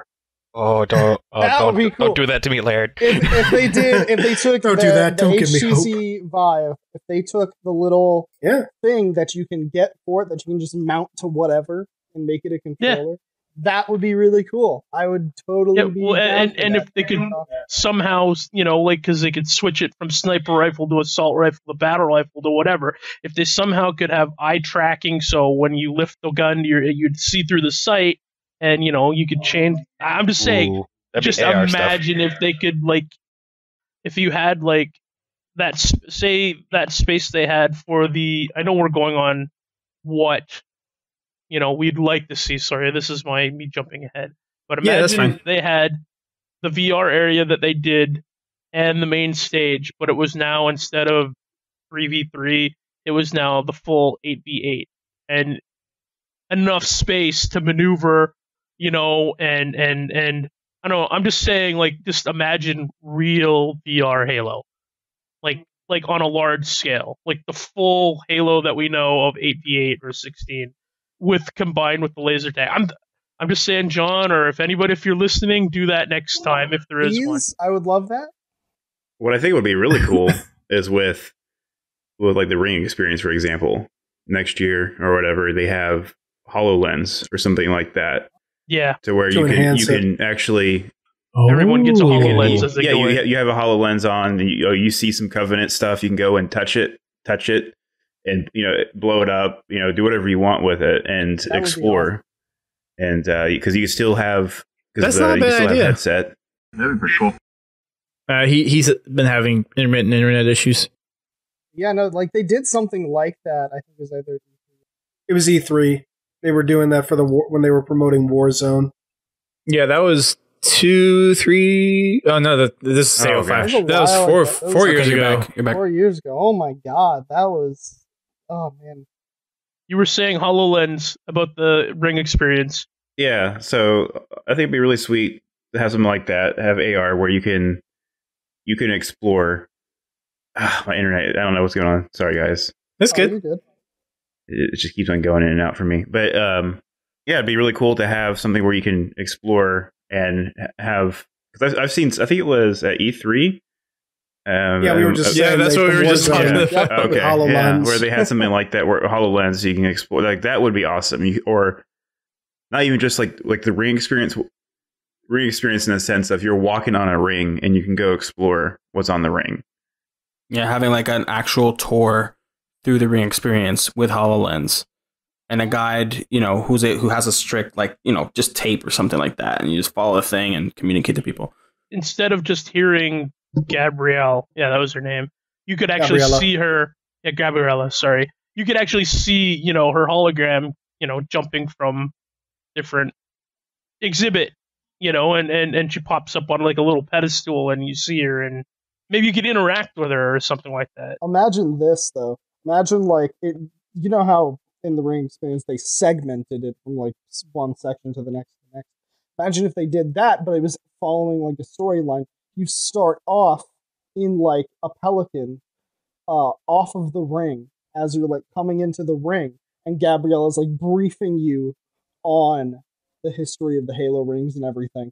And you're able to, like, look out the pelican window and everything, and see the ring and everything, and as it goes on, you go from on the pelican to departing the pelican to on the ring to maybe... They should just do it in VR.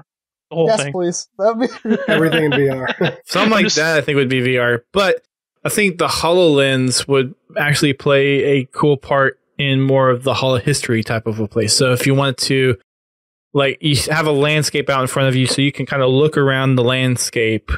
Or if you had a flood model that was like dissected or something, you can spin it around or manipulate it. They had the AR through the app for the Hall of History and parts of the Ring experience, like before you go to the actual ring itself. Take that, but do it in HoloLens. Do it in HoloLens and then multiply it by, like Laird was talking about how you can walk around and have Gabriella showing up at pedestals. Literally do that. It can be like a guided experience through the hall with Gabriella via HoloLens. So if you go to an art museum, there's usually a predetermined path for certain rooms. So it's like, okay, you enter the room, you get a HoloLens, you take your time going through the room. I mean, maybe you have like a 20 or 30 minute time limit. So there's HoloLens being traded out. But you can go up to, I guess, what would be a picture or a pedestal, and you can interact with that piece and learn more about that specific piece. Yeah.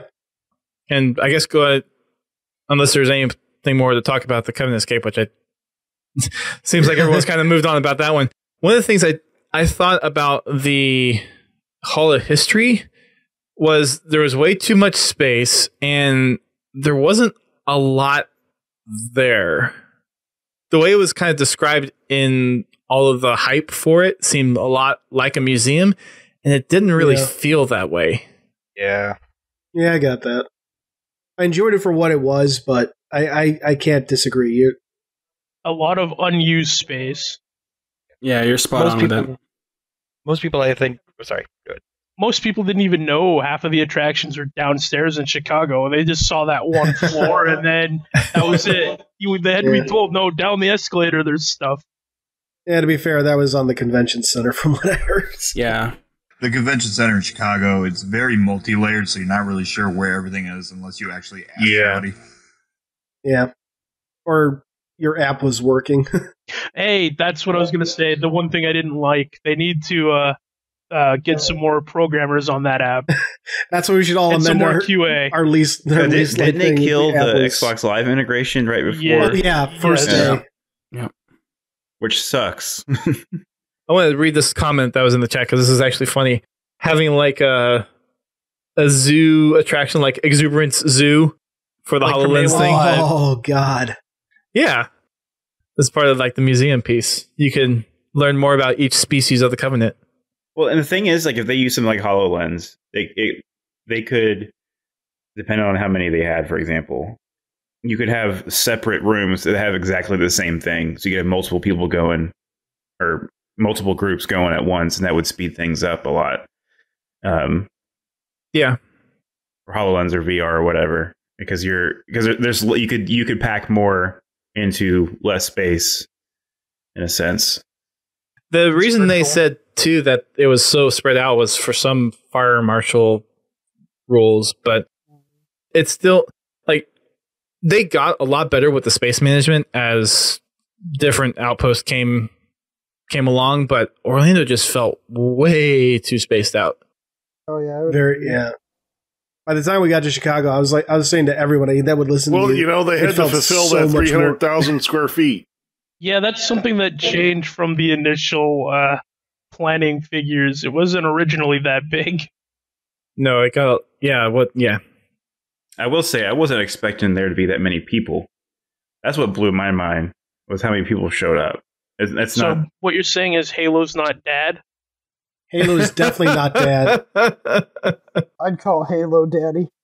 Well, it's Daddy. I guess it was Halo, more. I'm dad. It was. I just wasn't expecting that many people. Like, I knew there was going to be a lot, but I wasn't expecting there to be that many people. And it was cool to see that because, as Laird said, Halo is not dad. Yeah, I would thoroughly agree. It was nice. Yep. And I'll tell you, the crowds were about even on every event, with tickets selling out pretty well. Once you were within like a week or so of the events, all the VIP tickets were gone, basically, except for maybe like one day, maybe like Sunday. Which is unsurprising. It's freaking Sunday. Yeah. So apparently after Orlando, they actually restricted ticket prices, and Anaheim was actually already sold over capacity to what they reduced the size to, which just goes to show how much attraction there is in Anaheim. But they had a lot of people getting pushed through Outpost this year. Yeah, it was awesome.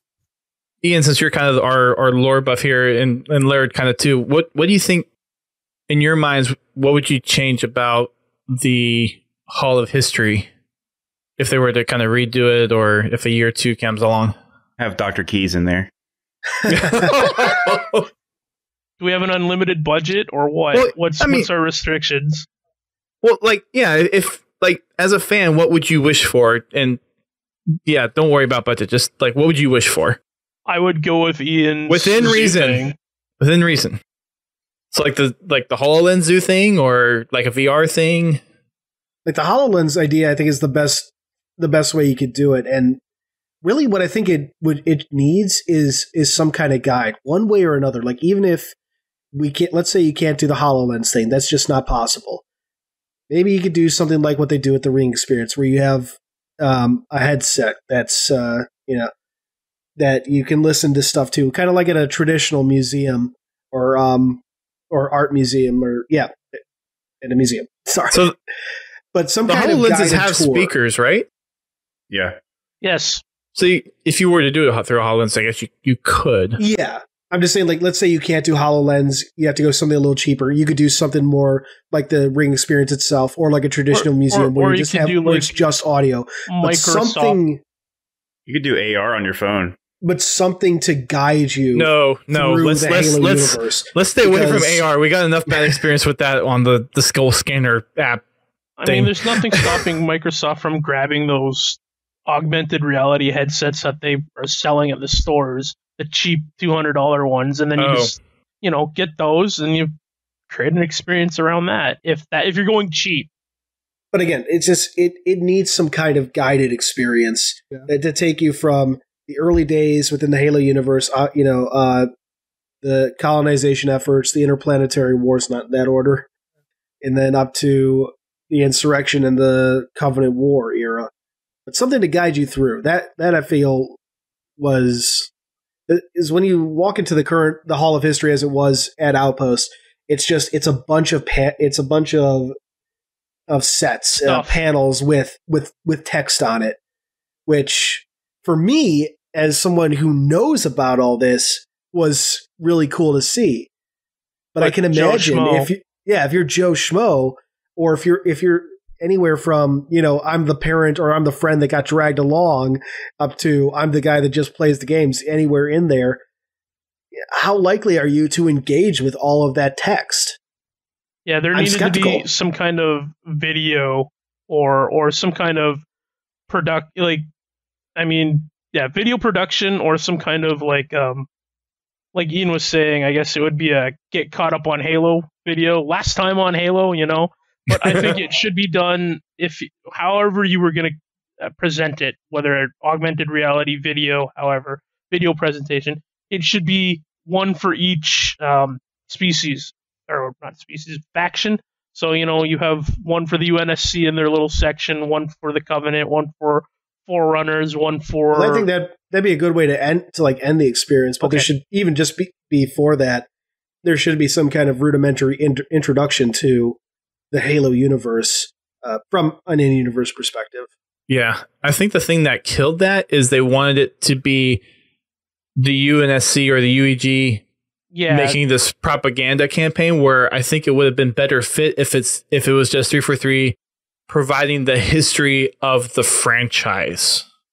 I feel like it would have been better if it's just, hey, this is a roadshow within the Halo franchise, and yeah, there are certain UNSC elements on it, but I think them trying to cater and play too much to, hey, this is the UEG and the UNSC putting on this thing, trying to recruit people in, when really you have to be like living in that universe already to know what the UNSC is, to know what the UEG is. So they're basically promoting to a audience. They're trying to recruit an audience that in universe would already know what they're doing, but in reality, you're bringing people along that have no idea what this universe is. I feel like there's a disconnect there between their goal and the execution. Yeah. It was a nice touch for them to go that route, but I think they just leaned too heavily into it, especially for this being the first time they were doing something like that. Like, I think they just, if they had done that level on maybe in a future year after they've had a lot more of them, if it was to be that successful, that would be really, really cool and make a lot more sense for the people that keep going to it. But yeah, again, for the introduction of it, yeah, this is a bit much. So for us, even we knew going into it, it was supposed to be kind of, hey, this is the UNSC doing it. But if you were to not be a Halo fan, or really not be in the know about Halo, and you just went to the website, Halo Outpost Discovery, would you think that this is the UNSC propaganda trying to recruit people, or do you think this is just a Halo convention? I think because this convention, it's just a Halo convention. I don't really get the whole vibe. I'd love to see more marketing towards that. Like, if they could market more as like an in fiction thing, where they have trailers and everything that are hey, come check out this UNSC recruitment post or whatever. It'd be more interesting if they kind of marketed it that way, but they really didn't kind of market it that way too much. But certainly they didn't. I feel like they could have done more.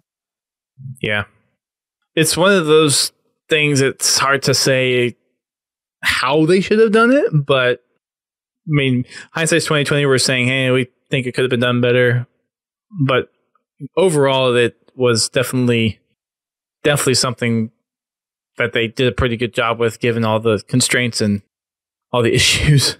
Yeah. And Lord Relay, no, we're not ignoring the chat. It's just we're kind of on a topic specifically for this week talking about Outpost. But if you want us to answer your question, I know there's a lot of people, and then we kind of actually talked about this a little bit earlier in the podcast regarding Reach coming to PC. But do you guys think 343 is rushing it with all the issues still out there on the PC build? I don't know, because their internal development build could be vastly different from what we're playing right now. It depends, because we don't know what their internal development build looks like. Like, if we knew, it would be different. That way we could gauge, like, how finished is this? Is this, like, barely better than the flight build that we're playing right now, or is this leagues ahead? We don't know. So really depends. I mean, it could be the same way it is in the flight build right now. It could be way better. It depends. I have confidence that they're not going to release a shoddy product, especially after MCC the first time. They just can't. Certainly not. I hope to not have to eat my words, but I have confidence. Yeah, I would say the same. Agreed. Let's see. Let's jump on over to the marketplace. Laird, being the kind of the resident collector of things in here, what do you think of the marketplace? And I didn't like how they fleeced whoever was in charge of that. Fleeced the Chicago people. As an example, the Funkos were what? The gold Sunday only were $10 in Orlando, and then $20 in Philly, and then they were. Are you serious? $40 in Chicago. $40, and only available on Sunday. They weren't even selling them at the store. It was logistics management nightmare for everybody, but they didn't even sell them there until Sunday, and then they jacked up the price 4 times. Now, whoever made that decision, never do that again. We got fleeced. I would, and then I'm happy to report that when it went back to Houston and Anaheim, it went back to whatever, $20. But Chicago got fleeced, and that was ridiculous. I'm sorry, I just got to say that. I've been holding on to that for a while. As for the marketplace, the stuff they had for Outpost, it was acceptable. The merchandise that they had at the Outpost booth wasn't. I think there could have been more, as the resident collector. I think there could have been some more high-end stuff, and I know they had some stuff in the pipeline that just didn't materialize, and that there's only so much stuff that can be done. I think that they missed a giant opportunity. Granted, I know they're holding stuff back because of Infinite and whatever else, the TV show, whatever. That's all stuff that's way above my pay grade, or our pay grades. I think that they missed the opportunity. I mean, they had to have partners there. They had Mega Constructs, but it wasn't Mega Constructs. Like, at any event that Mega Constructs went to in the past, they always had like this special bagged little minifigure, and I'm sure I heard somewhere online that they were going to do like little, Ian, Hazel and Owen, those were the Spartans that were at the end. I'm sure I heard that would have been amazing somewhere that they were planning to do Mega Constructs, like little free. They came in like the little rip baggies or whatever, and they gave them out at the Mega Constructs booth. I'm fairly sure I remember somewhere hearing that somewhere, and that unfortunately didn't happen. That was a missed opportunity, and I think that more partners should have been there. You could have had Dark Horse. Right now they're a little silent, but they're selling the giant Teenage Infinity that I've got ordered, and that's a high-end collectible. Someone could have, they could have filled those pre-orders up over the summer and used that as an opportunity. Where was Dark Horse? Why were like the stuff that was there was of pretty decent quality. I got almost all the shirts. I got one of the coats, and they've been doing me well. They have not worn out. The pins were cool. Yeah, like, pins were fantastic. cool. That black jacket that they got like the there, stuff that that's thing's there, great. The stuff that was there was great, but the cup, like to go with the Mega Blocks example, you have Mega Blocks there, and you're selling one Mega set. What?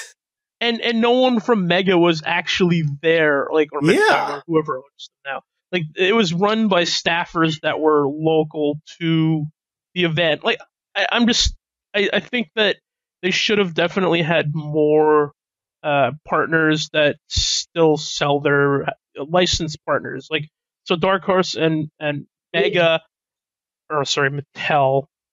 Well, you can just call it Mega. But they should have been there in some kind of effort. Like, based on the stuff that we saw early on, which I don't know if we could talk about, that was conveyed a lot different than what eventually ended up being the floor on the show floor. So it would have been nice to see an Outpost exclusive or an Outpost themed Mega Construct set, just because with how or there was so much something missed opportunities. I mean, I'm not trying to throw them under the bus. They did what they could with the budget time. and whoever and the time and that. Like, it's always improvement for next year. Like, I think that there should have been the biggest missed opportunity, in my opinion, is that supposed Hazel and Owen figure. Those would be really cool, whether it's a Mega Construct or some other Mattel or whoever. Definitely. That was a giant missed opportunity. Plushies, whatever. I don't care. But there was not, because they created those Spartans basically for this event. And other than 2 pins and whatever, that's all there was. Right? And 2 dog tags we got. A handful of dog tags and stuff. Like I don't know. I just think that there should have been more partners. Who's the new company that they partnered with? Wicked Cool Toys, but that's only as far as I know for Infinite. Everything else is kind of still on the horizon where it is. Yeah, just the fact that I think Mattel is kind of the largest partner that they have kind of currently under the umbrella. It would have been nice to see something from them that was Outpost. Well, at the time they were the largest. Mattel has they have ended their partnership. I have to word that carefully because I don't know everything, but they've ended the partnership with, except for Mega and something else. I can't remember what the other products are, but the action figures that, you know, the 6-inch ones now are under for Infinite are Wicked Cool Toys, and that's for like the 6 or something inch. But then you have other companies like 1,000 Toys making that really cool, expensive, high-end Master Chief. Yes, yeah, we know so many you love figures up 1,000 there. Toys. Yes. So I don't know. It's kind of all over the place, but I think they should have had more partners. That would be my end statement. Who, what? I don't know. Just something more. Hazel and Owen merch should have been more prominent, whatever that is. Yeah. Okay, Mega is their largest partner, as Kevin, our Halo collector, is saying. And then I guess the other thing that was not as well received was the signings, which I didn't get a chance to go to. I gave my feedback, and most of my feedback was already addressed by the time Chicago had happened. Yeah. I've been to a couple of events where the signing, so obviously you do a schedule, but you're not going to be able to limit how many people go, even if you try. If you say if it's going to be 75 people, 400 are going to show up, right? You're not going to be able to stop that. But if you can put the signing not necessarily in a place where, basically you put it in a place where the special guest, the person who's doing the signing, has easy access to just leave right away, right? So they have the person, you know, PR is there with them, hanging out with them and able to get them right out real quick. They're right by a door. Every time I've seen signings done, for example, Florida SuperCon over here, you get Mike Coulter, who plays Locke and Luke Cage. I got to meet him, get an autograph. And the way they did that was there was like the back door. He was there. He hung out with people. He was there for 15 minutes. There was hundreds of people wanting to line up with him. They had a very strict line system for people to follow through. They had staff holding them back, holding everyone back, making sure they're organizing everything. And it was 15 minutes. Whoever fit in those 15 minutes went in and got their stuff, got to talk to him, hang out with him at least 30 seconds, and then next, right? And it was a very good flow. And so, B43 can just go ahead and look at other convention centers and see how they direct that kind of traffic and just try to mimic that and copy that through. I mean, them being able to kind of mimic and see some of those things and apply them as well. You're not going to have people trying to hop over the table because it's impossible. You already have tons of staff who are there and monitoring everything. And it's just going to be easy flow. Real nice and smooth. And every time I've seen signings being done, they're like that. And never heard of people threatening, trying to jump over. Some of the stuff that was happening in Orlando, at least, was like, dude, come on, everyone, relax, But there's a better way to do crowd control, and I'm pretty sure they could do that. And look up some other people that they know that try to be able to apply that. I think, seeing as they managed to do high volume, getting there. I think they can do better than 300 people in 2 hours, because you smile, but I was at the Halo 5 launch in Seattle, and in Stephen Jen and a bunch of the 343 people were there, and they managed to clear 1,000 people in 90 minutes. Wow, and that's awesome. And everybody got an autograph or 2 or 3, and they signed so fast and they talked to people so quickly that people who wanted extras would just clear the line and go to the end, and everyone at least got 1 or 2 at the one time, and they got the handshake and that.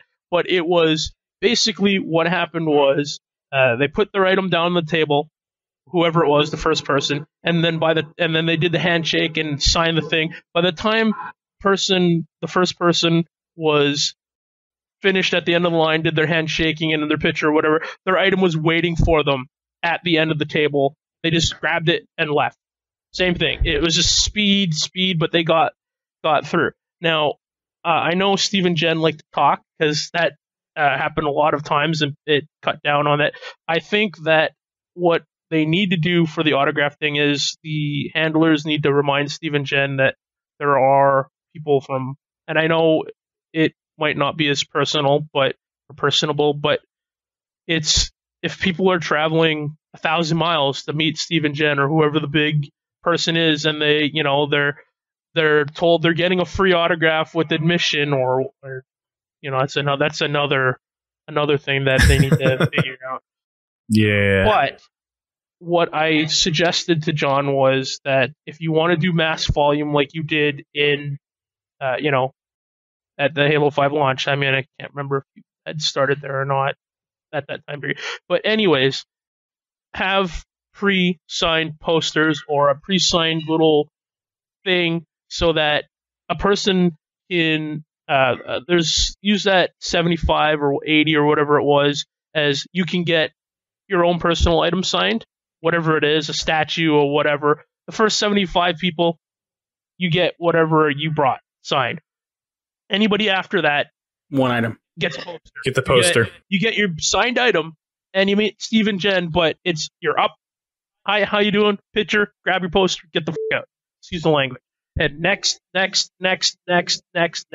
you can process people through the line, and if you've got time, then you can open it up to another 30 people, and then if they've got their personal item and they're in this and they want to stand in this overflow line to get their personal item, then you let them in. But if you want speed, we need speed, and that was what I guess was lacking. Your traffic management suggestion and speed is what they need to pick up on. I don't know how, who, what example, but speed is, or pre-signed 8x10s, as Kevin is saying in the chat. Yeah, that comes with admission of your ticket, whether it's regular or VIP. Right. So we are running long on time, and I want to wrap this up soon because we all want to go to bed. take about 30 seconds or so to say what would be the thing you would want to see in a future Outpost if it were to happen again. Ian. Okay, thanks for putting me on the spot. I can come back around to you if you want. Please. 28, GT. 27, 26. He's like, To me, Yeah, give me Yeah. a moment. the guy that didn't get to go. Well, out of all Yeah, the what do things you that wanna you see? heard about, what would you like to see added or different or not there or something? Honestly, I can't really give you a good opinion. Everything It's that fine. Give us just I've an heard opinion. that they've done sounds interesting. What they've done so far could be improved on, just from what I've heard. Yeah, I can't really think of any other attractions I would like to see there because I really haven't attended a lot of these type of events. So, I haven't seen other attractions that I would think would go well with the Halo universe. Okay. I do think that they need to do a better job of moving people through the attractions. If they're going to boast a 300,000 square foot event, then they need to be able to move people through that efficiently. Yes. Attractions should not have 2-hour waits. Especially for Halo. I will add my thing in here just because the thing that I thought about kind of relates to what your job is, but have a Warthog driving simulator. So for anyone who's been to E3, they have the Forza cage thing. So have that cage thing for like driving in a Warthog on a course through Halo terrain. that's perfect. There you go. Don or Damon. I would say make the market like the vendor hall a little bit bigger, like more vendors, more Halo themed vendors instead of just the store itself. And in the Hall of History, like more like large scale things, like maybe a ghost, maybe like a scaled down scorpion or something like that. Like all we had was the statue of Master Chief, the statue of an elite, and the Warthog. Do something a little bit bigger, something. Which you couldn't even get in. Yeah, Warthog photo op would be nice. Yeah, because it's like honestly, when I heard that the Warthog was coming, I wanted to sit in it, but you couldn't do it. Yeah, agreed. Yeah. But more photo ops, yeah, for sure. Ian, you ready? Okay. Yeah. Okay. Kind of going off what we were talking about earlier, I'd say just take the Hall of History and just make it a proper museum tour. That's really what I'd want to see. Okay. Kind of encompass a few things people have talked about, like the having more items, more like a ghost or something. Take that, put a bunch of weapons in there too that are on racks, and you can show them off. Covenant weapons, human weapons, anything. Dead bodies. Yeah, definitely show off some dead bodies. Make no real dead bodies. Yeah, obviously, I'll volunteer. No, but go really crazy. Do like almost like a Believe diorama, but specifically for the Outpost. That'd be really cool. And That'd just be awesome. this visual encompassment of the Human Covenant War. I would have loved it if they Use done that another money that they used diorama. on the elite to like spend it on that big thing you were talking about. Yeah. Bobby. Well, for the inevitable long lines that for such attractions and dealing with it, as much as GT's idea of lesser lines would be great, there's gonna be lines regardless. But like they had so many TVs that were just blasting the instruction videos on loop repeatedly to the point where it was just frustrating. Maybe just save that for like the front of the line, but like in the or the very end of the line as well. But like in the middle of the line, have it linked into like the main stage or the panels and like the armory stage and such. That way you can also signal boost Especially all the the other armory stage. creators. That's on my list. Yep. Well, Bobby, what I was saying, what I was alluding to is the fact that they had this 300,000 square foot space that they didn't utilize. I agree. Everybody was saying that it was too spread out. Okay. It was like an urban Well, sprawl. if you're going to have that much square footage, you need to make efficient use of it.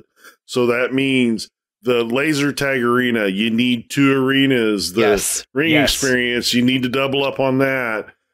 For these high demand attractions, you need to be able to move people through them. Yeah. It's like going to your favorite roller or your favorite theme park. How many coasters do they have on one track? Do they have one? No. Some of them, if they're big enough, will have 3 to 5 coasters on one track. And they'll rotate them through to keep the lines moving. Yep.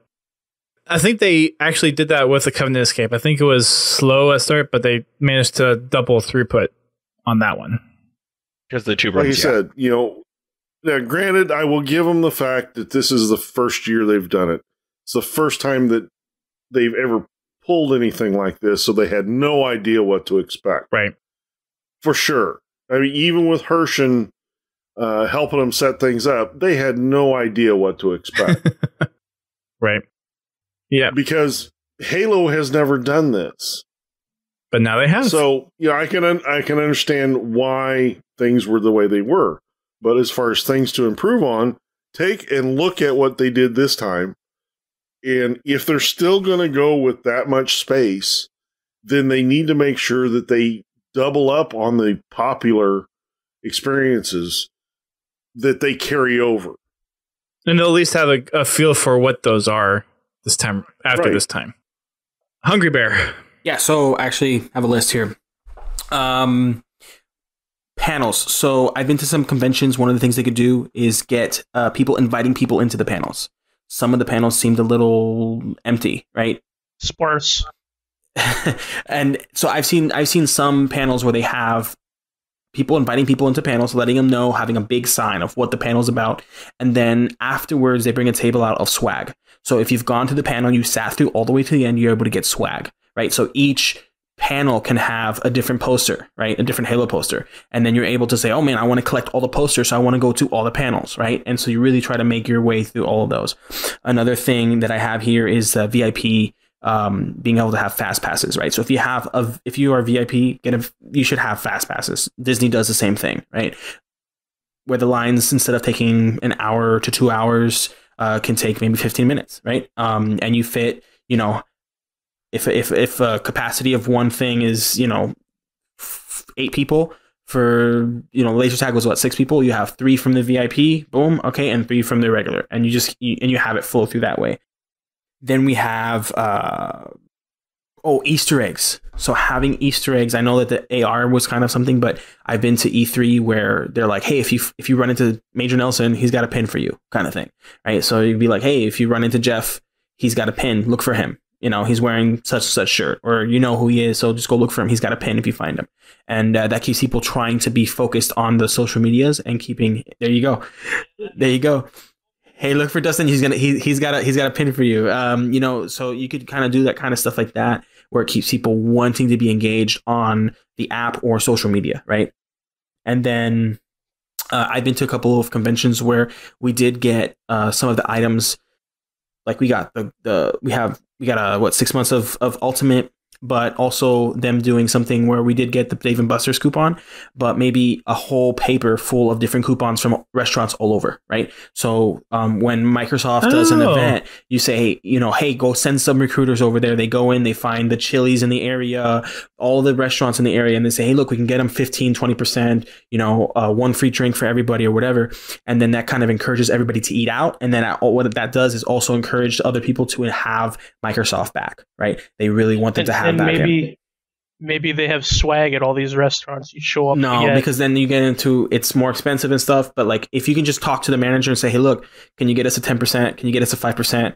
We're going to have tons of parties going over. It brings them business. And then what you could do is, instead of having them have swag, Chili's, for example, I'm just using an example, will have a poster for Outpost and say the dates for that, so that people that's can what I mean by swag. buy them. You get like a pin, but or maybe just like a big giant sign saying Halo Outpost Discovery 2020, right? You get the Halo taco. Yes. Then we're getting too much. And then my last one, and I'll end it here. And then you get the Halo onion rings. The last one. Yes. I know you said 30 seconds. I've probably been like 60, but the last one is a photo booth. I've been to a couple photo booths. You have baby showers, you have weddings. They have these photo booths where the background is changed for you, right? So you go and you pose, but then the background is a different background. So, it'd be kind of cool if they had those green screen photo booths, and then you get to select your background, whether you want Valhalla as the background or you want, whatever it is that you want, whatever Halo scenery you want, you can put that as a background. Not necessarily wouldn't go as far as props, but if they wanted to and they could have crowd control for that, put props, have a photo booth there. If anything, just a Halo specific photo booth with Halo filters on it. But those are just a couple of things that come to mind. Looks like a postcard. Dear Sarge, shooting aliens in outer space. Wish you were here. That'd be awesome. That'd be awesome, yeah. Sovth? As far as what I'd like to see in a future event, obviously I brought up HoloLens. I'd like to see technology integrated more, because Microsoft is a technology company and they have the ability to do it. So I'd love to see them integrate, whether it's HoloLens, more VR, whatever it is. I'd like to see that to where it's obviously the VR was popular and those lines were very long. That's one of the reasons why I didn't get to do it. So I would love to see that technology integrated throughout the entire, or see technology integrated a lot more throughout the entire event. Yeah. Then to finish it off, Legacy. All right, let's see. I love to be immersed, right? I'm very spoiled by Galaxy's Edge in Disney World and stuff. So what I would like to see is more visual elements to make you immersed. Like, obviously there was a bunch of black curtains and everything in between all the rides and stuff. Replace that with kind of these themed kind of fence wall things. I'm not a designer, I don't know the terminologies. Yes, that's what I'd like to see. Stuff that's visual, makes you feel more immersed, makes you feel like this is a real place in the Halo universe. Very cool. Well, thank you everyone for joining I get my 30 us. seconds? Oh, No. Sorry. You skipped Laird. Go ahead, Laird. Okay, so I'll be quick. I don't even need 30 seconds. I want my VR laser tag crossover thing, but realistically, I think they missed out on doing themed food truck or themed food. Oh yes. And like as an example, like Boa a Boa burgers. burger. Exactly. That's Come what I was get going your to say. master beef. Yes, stuff like that. You got to make the master beef, Jeff. Whether it's Now McDonald's you or do, whoever, yes. We have a local, we have to have the local official restaurant. Arby's. Get But I Arby's, think get they Arby's missed up out on there. on themed food. Arby's Yeah. would be They down gotta for do. that. I feel like they would. Well, yeah, Probably. they helped. That's all I They wanted helped to Jeff say. with the master beef costume. So Arby's for everyone next year. I will now You be get, you go. disappointed you if they get don't have a a master free beef. 6 months of Arby's instead of Game Pass. Oh my god. And they bring game fuel over for all of us to enjoy. Yes, please. Ugh. Dude, imagine if they'd had Arby's and they had themed shakes for Master Chief and Cortana. I don't want to drink Master Chief. Ugh. Well, when you put it that way, jeez. Master Beefy. So to wrap things up, I'm gonna have you guys tell everyone where people can find you or play with you on Xbox, that kind of stuff. So we'll go ahead and start down the row with Ian. Although I think most of our listeners know where you are, but just in case there are some new people, where can people find you? I'm Halo Cannon, so you can find me at the Halo Cannon YouTube channel. You can find me on Twitter at Toa_Freak. That's TOA_FREAK. Very Also nice. on Facebook. Halo Cannon on Facebook. Laird? I am Laird Laird SVF on Twitter. Also Halo Collector, part of that on Twitter. Facebook.com/Halo Collector. And on Xbox Live, I'm Laird, Laird. Very nice. Hungry Bear. Yeah, so you guys can follow me on Twitter at HungryXB3AR. That's HungryXB3AR, Hungry Bear. And you can also check me and Eric out with Halo Respawn. We have a podcast that we do over there. We chat Halo, just like Dustin is over here, and we have a blast. And we will officially have them back on in a more kind of interviewee capacity. So talk about what they do and talk a little bit more about Respawn at a future date. Looking forward to it. Yes. Sovth. Yeah, you can find me on Twitter at Sovth TV, but the U is a V, so SOVTH TV. and then Sovth on Mixer and Xbox Live. You've been started streaming a lot more recently. Yeah. Or you're planning to, so. I've been starting, yes. I have Just started. standing. Yes. Trevor. All right. You can find me on Twitter. My name on there is Halo Legacy. My tag is Russian. It's Nikolai Orelov. Confusing. That's a mouthful. Nikolaiorlev or Lev or Orlevov. Yes. Okay. Orelov. There you go. I'm sorry, I did it from it's from Assassin's Creed or whatever. Dude, I'm trying to type that down. I have the whole alphabet. Can you do that again, please? Literally? Okay. A, B, C, D, E, F, G. I'm just making this interesting. N-I-K Nico L-A-I-O-R-E-L-O-V. There we go. I got it. Says it phonetically. Yeah. But at any rate, just type in Halo Legacy on Twitter and you'll find me. I have my logo and everything. And then on Xbox Live at Legacy B312. And then on Steam at The Dilf Hunter. Wow. Okay. You and me are having a chat after this.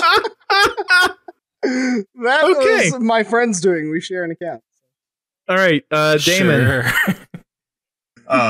Yeah, you can find me on Instagram at Chicago Shaggy. That's Chicago Shaggy. Cut out again. I was saying, let's see if Microsoft actually censors me again. We got it. Chicago Shaggy. Got it. Okay, and you can find me on Xbox Live at Daemon Zod. DAMONZOD. Like Zod, the Superman villain? Yes. Very nice. I dig Bobby. it. On Xbox, you can find me as Bobby Space B444. That's only 3 4s. You can search that on Twitter, but the Twitter handle is BitBapBobbity.